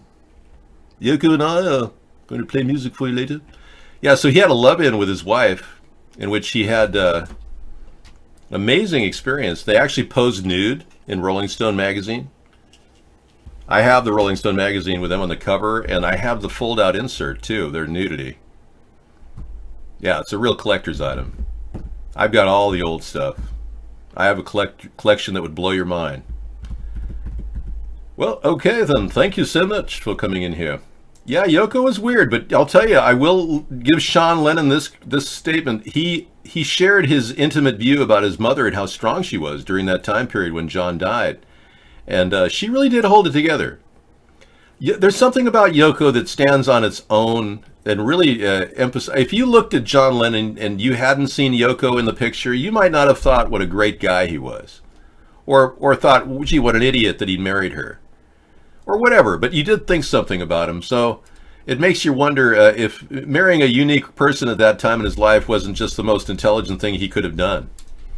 Yeah, it's pretty interesting. And when you look at the Tavistock Institute and what they did and how they controlled the Beatles, and how they ushered in a movement of mind control and turned our whole country upside down, when you study that, you really understand the very powerful nature of propaganda and how John Lennon actually tried to step away from it when he left the group. And he tried to build his own message of peace. And I don't think that was the message of the Tavistock Institute. I think that's where John Lennon really excelled. The Tavistock Institute put us through a variety of things when they created the Beatles. They were developed by a group of psychologists, the Beatles were. That's how they actually modeled it after a satanic symbol of the scarab beetle. It's very weird history behind the Tavistock. One of the things you talked to me about the other day was the Beatles. Well, the Beatles were the creation of the Tavistock Institute. And you know, you have to go back to the college days on the writings of Aristotle. And I made a note this morning before I came on this program of what he said about music and its influence on politics. He said, emotions of any kind are produced by melody and rhythm. Therefore, by music, a man becomes accustomed to feeling the right emotions. Music has the power to form character, and the various kinds of music based on the various modes may be distinguished by their effect on character. One example, working in the direction of melancholy, another in the direction of effeminacy, one encouragement, abandonment, another self-control, another enthusiasm, and so on through the series. And what they did was it essentially defined our era of the 60s as, first of all, we had total freedom, total love, and then all of a sudden it advanced into everyone we thought was loving and free was actually enslaved by drugs. And we then looked down upon the 60s as a drug culture. Not a peace movement, but a drug culture. And this is all part of the modeling and propaganda that was developed by the Tavistock. But I think John Lennon really transcended that, and I think he made a big impression. I know he did on me. All right, thank you very much for watching. Just came in. HBO is now telling Trump, don't use the Game of Thrones in your speeches.